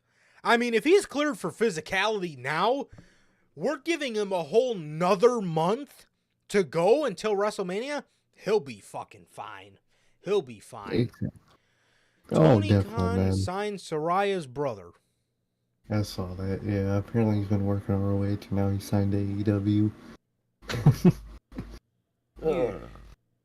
Dude, this man opens his checkbook more than he opens his little booking notebook. Fuck. I was gonna, everybody asked Tony. Everybody asked Tony to hit the graphic. I was gonna ask you to hit the line, man. What you want to go ahead and to go ahead and fucking tell everybody what Tony Khan loves doing? Spending money. Yeah, there you go. This man fucking loves spending fucking money, man. God damn. Dude, I wish I had Tony Khan money. You just look at this man's doing. Bro, just silence people. This man. Just be silent people. So,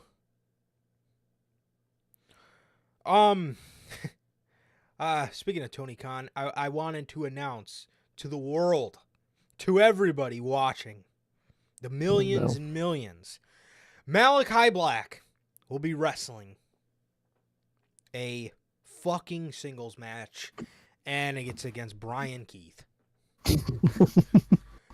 Lead someone he could win again. Fucking Christ. Nice, Tony. Nice. There you go. Great job. Great fucking job, man.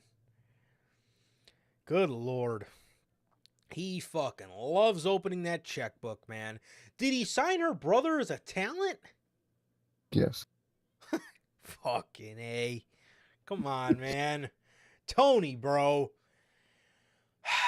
Is Will Ospreay and Okada not enough? I mean, come on. I mean, good Lord. Anyways, enough of that shit. I don't fucking feel like getting blue in the face right now. It's fucking 11 in the morning. I've been up since 3 a.m. Anyways, Grayson Waller went to help Austin Theory before Seth did the stomp. And then Grayson just backed up and just sat there, like willingly leaning on the ropes, and just watched Austin Theory get curb stomped. So I don't know, Interesting. man. I don't know. I Hope think we get that face through, man. definitely, bro. Definitely. I really think that I really think we're looking towards an Austin Theory babyface turn, and I would be all for that.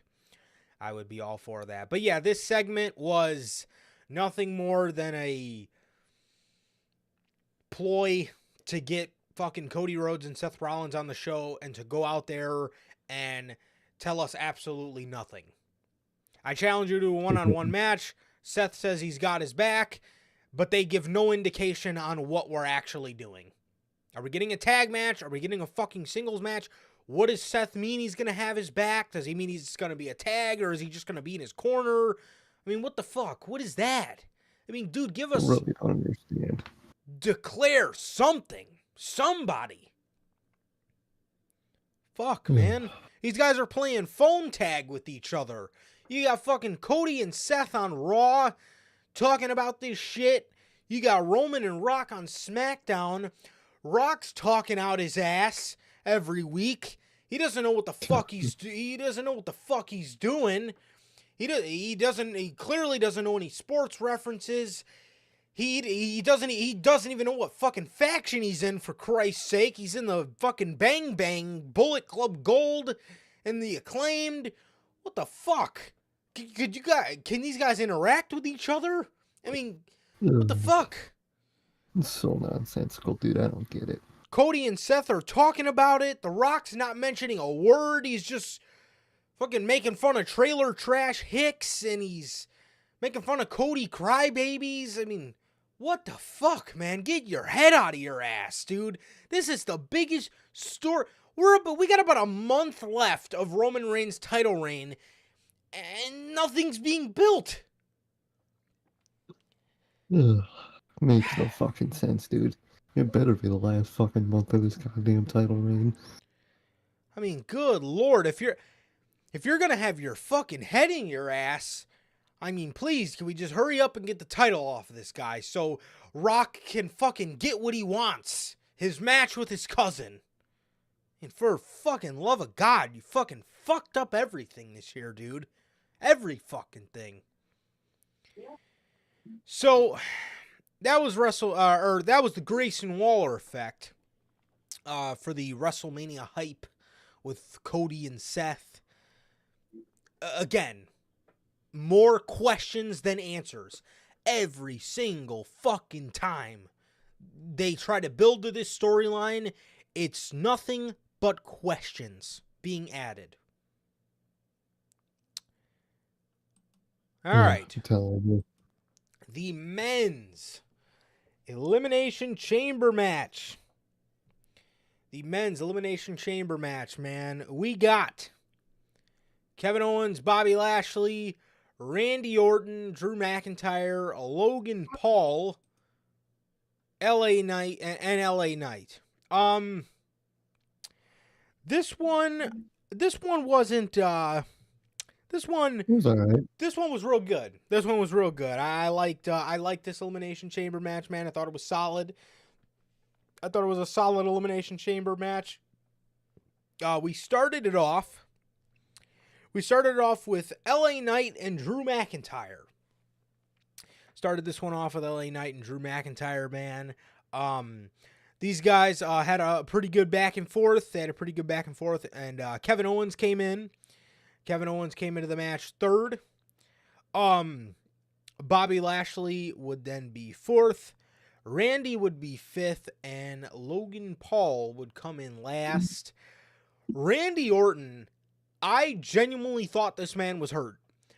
He did a rope hung DDT to Kevin Owens, I believe, on the outside and dropped back.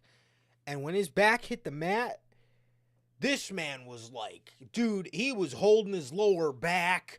He's like, you could just see the veins popping out of his forehead. He was like fucking, that man was hurting. right? Or at least he was selling his ass off, bro. He was selling his fucking ass off, man. He did a really, really good job selling in this one.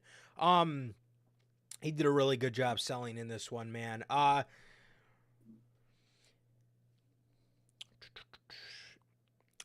yeah, so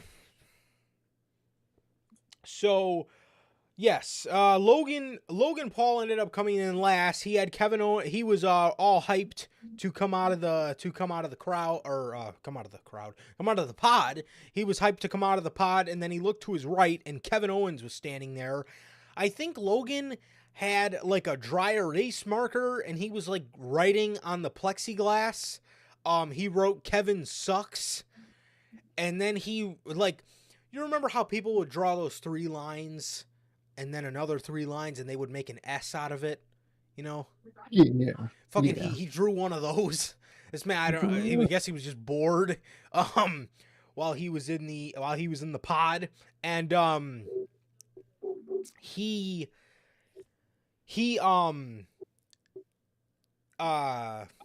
and Kevin Owens were fighting on the outside. Bobby Lashley would then spear Kevin Owens up against the plexiglass, and it didn't really break. And then this man would shoot over and spear Logan Paul through the plexiglass, which was a dope spot. And it made me think to myself, God damn it, where was fucking Braun Breaker when you need him? Would have been so perfect, dude. How dope would he have been in this fucking Elimination Chamber match? Man, running those ropes at fucking 20-something miles per hour or whatever it is. Oh, you should have seen him on SmackDown. He faced Don. It. Holy shit, bro! Holy fuck, dude! I would not get in his way. He hit, dude. I would have rolled out of that fucking ring so fast you wouldn't have been able to fucking see me move out of that ring, dude. He's a stud, man. What do they clock him in at again? I forgot. 23 miles an hour. 23 miles per hour. That's insane. Which is funny because the next day after the Royal Rumble, after I found out that fact, I was driving and I drove 23 miles an hour. I drove my car at 23 miles an hour just down, the fucking side street. And I said to myself, God damn. This is how fast Braun Breaker fucking hits the ropes. This is how fast he runs. Fuck, dude. That's insane. God, man. That is insane. So, yeah, I thought to myself as Bobby Lashley was doing that spear, I was like, damn. I would have been so cool to have Braun Breaker in that fucking match, dude. So hopefully next year we can see him in one, man. He'll be on the main roster for a bit of time by that period. So hopefully. Hopefully. Yeah, so hopefully he's able to, which I'm sure he will be in many of them to come, but it's got me hyped to see Braun Breaker in an Elimination Chamber match. But yes, Bobby Lashley speared him through the pod, and shortly after this, Bobby Lashley would get Claymored. He would get Claymored right after that spear by Drew McIntyre, and then he would get Claymored once again while he was in the ring by Drew McIntyre, and Bobby Lashley was the first one out. He was the first man out. So yeah, they waited to do eliminations until the whole field was out. So that was cool. Good. And yes, congratulations to Bronson Reed, man. That's our guy, man. We met him in Target, so that's my boy. Exactly. Happy for him. Hell yeah. Yeah, very, very happy for Bronson Reed. Yeah, he's the man. So yeah, man. Yeah, so Bobby Lashley was eliminated first. After this, the second man eliminated, LA Knight. LA Knight was hitting his sequences on Drew McIntyre, and Bobby Lashley was taking like 23 years to get out of the fucking ring. He was like laying off to the side, and then he had to have like 2 refs come in and like escort him out. Well, while the chamber door was open, while the chamber door was open, AJ Styles runs in there and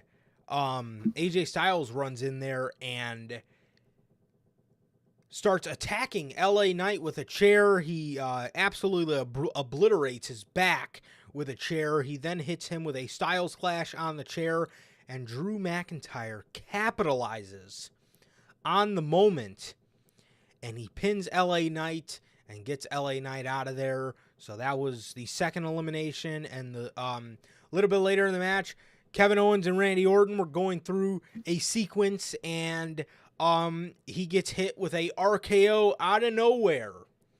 And then that would be the end for Kevin Owens just a few short minutes later.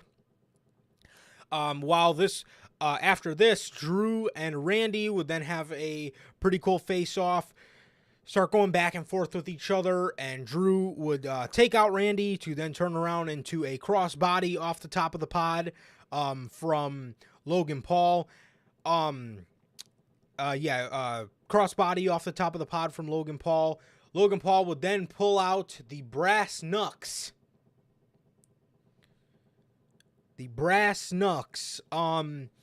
And he would start pumping his fist up like he's fucking Roman Reigns or something. But instead he was doing his up. He was going ooh, hoo, hoo, and he's pumping his fist in the air. And all of a sudden, fucking Randy just jumps in out of nowhere and RKO's Logan Paul. And Logan gets eliminated. So Logan Paul is then eliminated by Randy Orton. Logan Paul's a junkie for these kind of spots, for cool spots like that. So I had a feeling he would want to do something cool with Randy. And obviously he did get his out of nowhere spot. So, so that was cool. Randy and Drew would then be the final two. This was a little unpredictable because, you do have Drew in there. And who is everybody's logical favorite. And then you got Randy in there, who Seth Rollins said he would love to face at WrestleMania. So, they did give you, the last two as, the two, probably most highest favorited guys in the match. And these guys would go back and forth, kind of trying to hit finishers on each other. Drew would then hit him with a spine buster. Randy would then counter this a little bit later, get Drew down and start doing his beating on the mat thing. Didn't hit it. Drew McIntyre would then regain offense. And as he was going to pick Randy up, Randy hit him with an RKO out of nowhere that absolutely would have sealed the fucking deal. And he got up. He got up, man.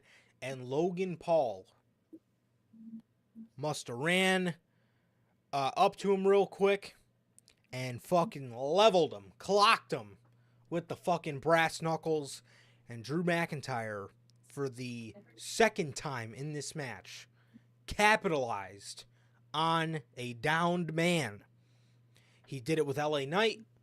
He did it with Randy Orton. Now, this would, obviously lead for Drew to get the cover and win the match and go on to face Seth Rollins for the World Heavyweight Championship at WrestleMania, man. So Drew wins, and he's getting the shot for the World Heavyweight Championship at WrestleMania, bro. Drew McIntyre, yeah, man. Drew McIntyre wins it. Well, I see your argument, Logan. But if you say that for Logan Paul, you got to say the same thing for Bobby Lashley. Why did they let Bobby Lashley stay in the ring? Because Bobby Lashley was down for 3 minutes. Logan was down for 4. So, really only a minute difference. Why didn't they rush Bobby out of the ring? Because, that was the point where AJ jumped in the ring. So, it's kind of just wrestling logic. I didn't mind it, if I'm being 100% honest with you. it wasn't really a big deal with me. It's just wrestling logic. It's just, it's like the referee getting knocked down. You know what I mean? Somebody Exactly. stalls, the doors open for a while, and they come in. I mean, it happens all the time, to be honest. Stuff like Pretty this. normal. Anytime there's some sort of interference in the, I mean, it is stupid and illogical, but there's a lot of things in wrestling that are stupid and illogical. It's like, like, I don't know, wrestling logic.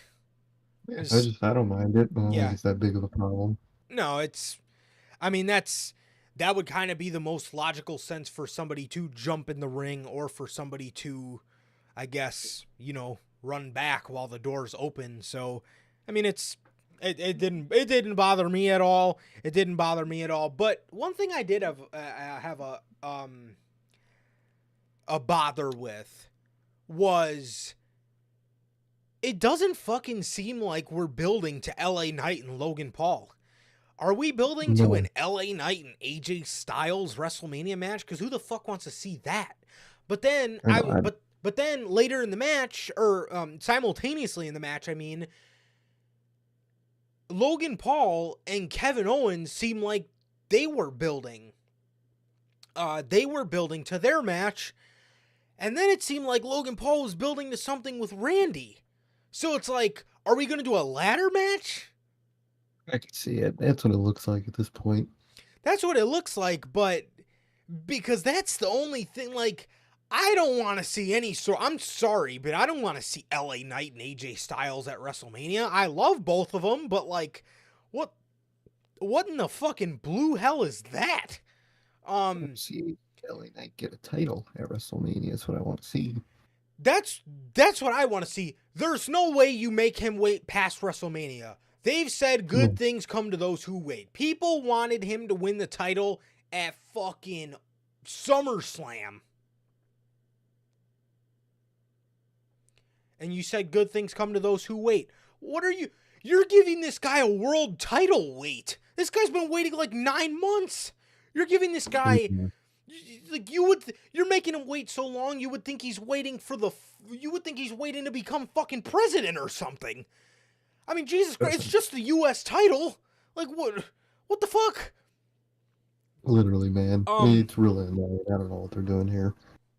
But I have to say, man, I honestly think we're going for a ladder match, because I swear to fucking God, LA Knight needs to be involved in the U.S. title. And I think AJ, Logan, LA Knight, Kevin Owens, and then maybe you throw. I mean, you got 2 other slots in there.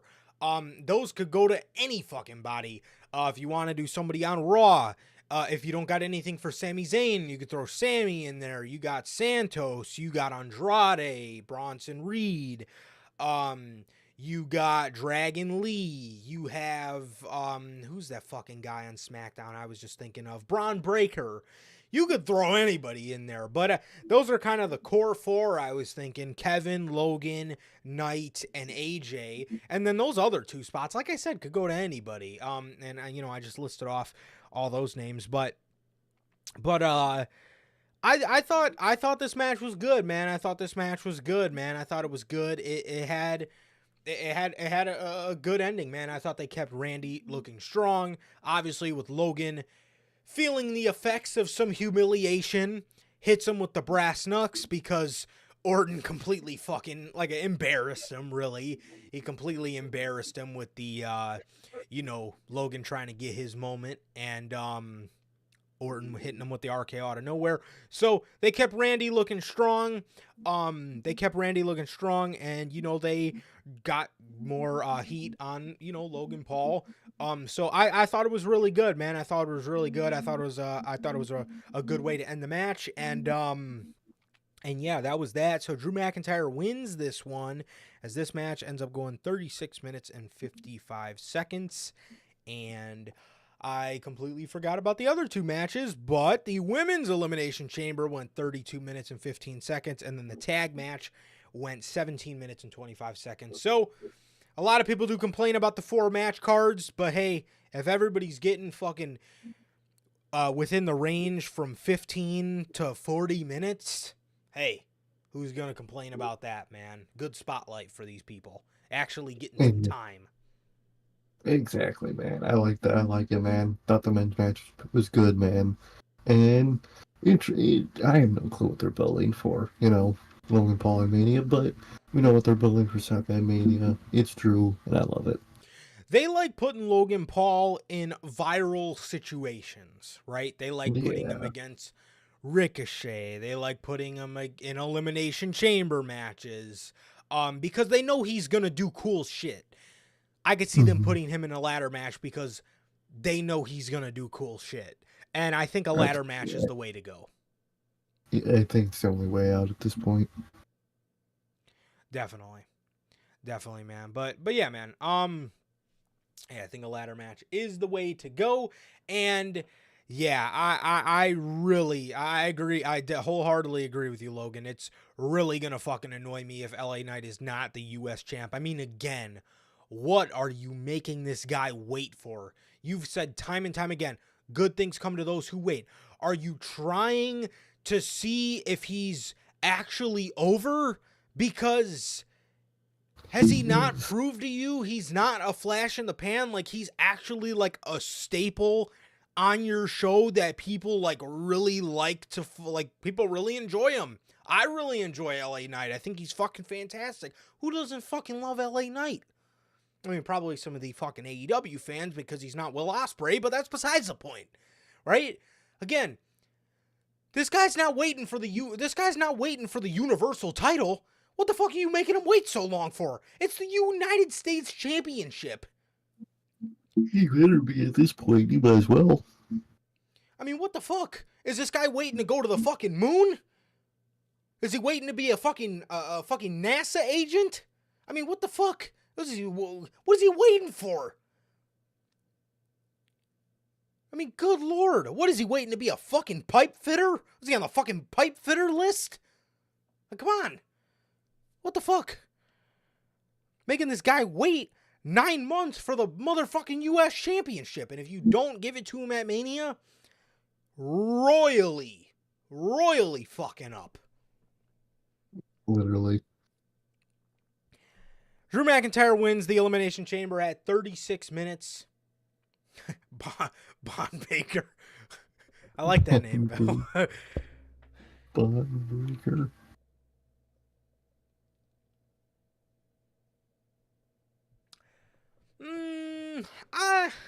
I could see that. I could see them giving it to Braun, but I could also them wanting him to develop a little bit more. Definitely. But and I mean, yeah, I think they'd wait to see if he develops a little bit more, and I feel like I just feel there's no way LA Knight's been here waiting and Braun Breaker just comes in as a new guy from NXT and just gets the US championship before LA Knight, and LA Knight's been fucking waiting. So I think that would be fucked up, but I see that I can see that they like him, but personally, I don't see them doing that. And I wouldn't do that if I were him, because LA Knight's gotta fucking win. The only way LA Knight doesn't win, this man better be going after a fucking world championship. I would probably see the world heavyweight championship at that point, because you're just making him wait too fucking long, man. I mean, that's getting a little ridiculous. Oh, literally, man.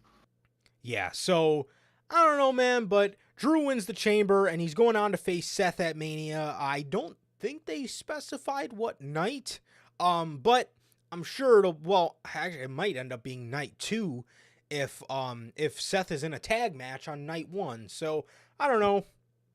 We'll see, but Drew wins, right winner, good ending, good stuff. I liked it. Hell yeah. But in saying that, I will say the women's chamber absolutely outshined the men's one. No question. Definitely. And in the main event here on today's... Okay, that's the stream background. My bad. Sorry. The main event on tonight's show was Rhea Ripley versus Nia Jax. This match going into it was obviously nothing that anybody was excited for. However, dare I say, these two managed to put on a pretty fucking damn good championship main event match here. Dare I say. Oh, yeah, definitely. These two put on a great, fun match. These guys, these girls rather, put on a very, very fun match, man. They really did. I enjoyed this very much. Like I said, going into this, Rhea was going to be the babyface, doing a babyface comeback over the dominant villain heel in Nia Jax. Nia played her role great, except for the part where she jumped off the fucking office chair. Yeah, that part was a little clunky. It just kind of looked fucking stupid to me. I don't know why she didn't get up on the barricade. That literally looked like me and my buddies fighting in the living room as kids and using the fucking couch as the top rope. Literally. So, yeah. Hey Logan, don't be using that word. Okay? Do not be using that predictable word. It's not around here. All right? I won't have it. Okay? No, but he does. He does a great job. He did a great job with it in the tag match. But no, he did a really good job, man. Nia Jax, back body dropped, or belly to back suplexed, Rhea Ripley on the announce table, and it didn't break, so Nia Jax goes around the announce table and fucking stands on Corey Graves' office chair, and it like kind of spins to where she like almost kind of fell off, and uses his chair to jump onto the announce table, and then the table broke. Nia, why didn't you just stand on the barricade? Like, it just looked... It literally looked like something I used to do as a fucking kid. Like when me and my fucking sister were putting on a fucking 5-star banger in the fucking living room, and fucking she'd be laying on the ground, or I'd be laying on the ground, and one of us would stand on the fucking couch cushion and do an elbow drop on the other one. I mean, what the fuck? I mean, dude, that looks so stupid, bro. So... It really is though. It really is though, Bell. That is just, it's such a Nia Jax thing to do. Some shit like that. It really fucking is, dude. And then during the match, Nia Jax is like, so Rhea Ripley's, she's like grabbing Rhea Ripley's head, and she goes, "Look, Rhea, look at your mommy." And, you know, Rhea's mom's in the front row, and she's like fucking moving her head by her mom. Like, dude, some of the women wrestlers are so bad at dialogue, it is hilarious. Like earlier in the show, Raquel's on the fucking way to the ring, and she's walking, and her dialogue is so cringy and hilarious. It's fucking funny. She's like walking to the ring, and she's Raquel, so she's got this fucking giant smile on her fucking face, and she's walking down to the ring, and she's like, "Yeah, come on, guys, let's go get the chamber." What? You sound fucking so fucking bad, dude. It's hilarious. But so Nia Jax jumps off the office chair, gets Rhea in the ring, hits her with the Annihilator, and Rhea kicked out at 2. She then hit her with like a double powerbomb sequence after this. Bunch of near falls for Rhea. Definitely giving her the babyface comeback. Rhea Ripley would then do the babyface comeback, and she would get her babyface comeback, man, and she would hit Nia Jax with the Riptide and seal the deal in 14 minutes and 35 seconds in what was, dare I say, a very fun main event. I did not expect anything out of this main event. Anything. I expected to come on here and say this shit was mid as fuck. It was the most just generic, women's match you could possibly, account for. And I see a lot of people saying that this is the best match out of Rhea Ripley's title reign, and wow. I might have to agree with that. I felt like there might have been, what did she do? I mean, obviously you wouldn't count the Charlotte match because technically she wasn't the champ then. Obviously that would be the best if it were, but you can't count that one. So to be honest, bro, I would probably say this. I can't believe it, but gotta be honest. I'm always keeping a buck with you guys. This is probably her best title defense in my honest opinion, was against Nia fucking Jax. How crazy is that? Shit's insane. But Rhea had her moment, celebrated with her home country, celebrated with her family. Wholesome moment to see. Rhea deserves this, but more importantly, man, Rhea Ripley has earned this. She was my, women's superstar of the year last year.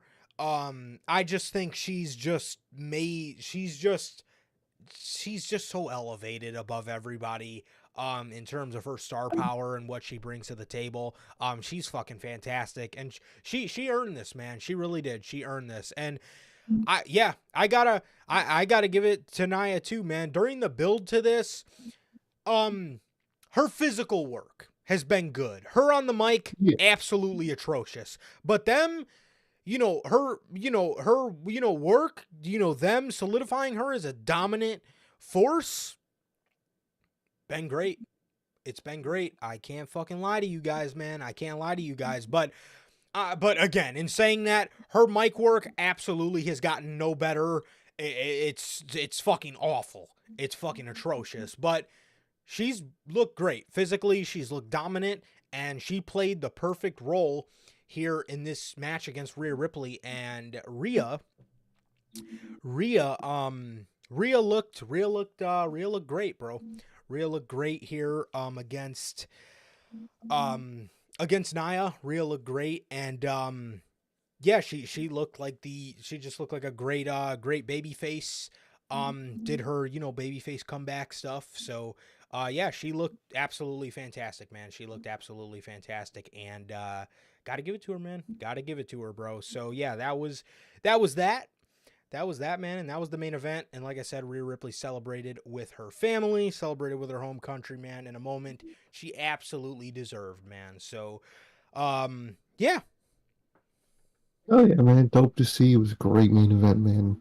Nia Jax, well, she was awesome in the match, and it's crazy to see.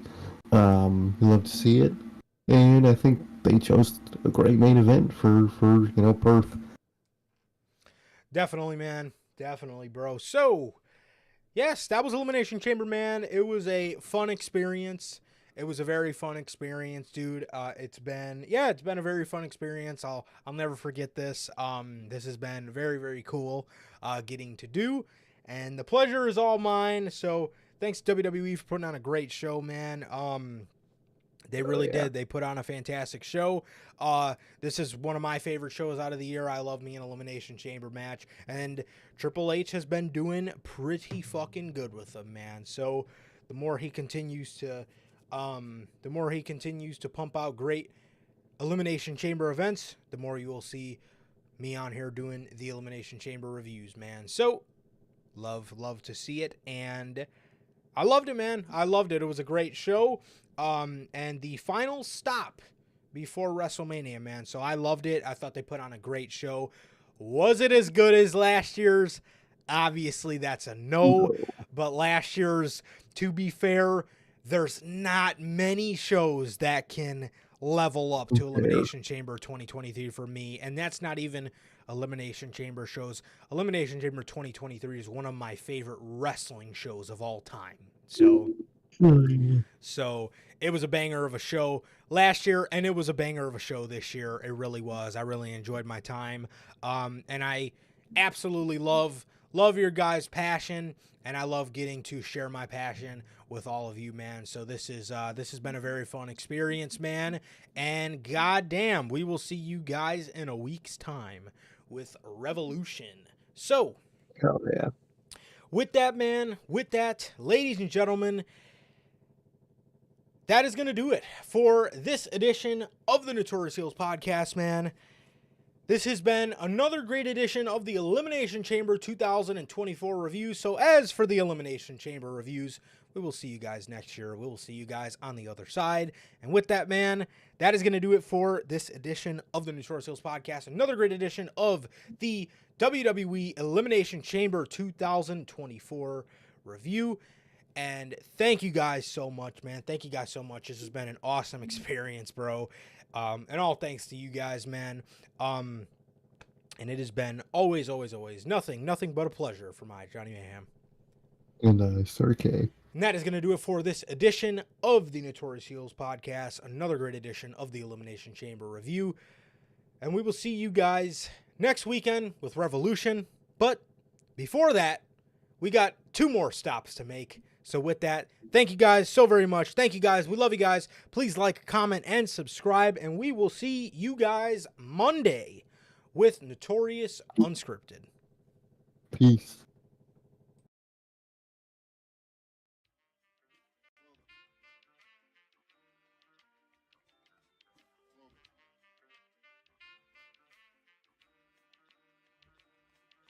I used to get deals on the bitch.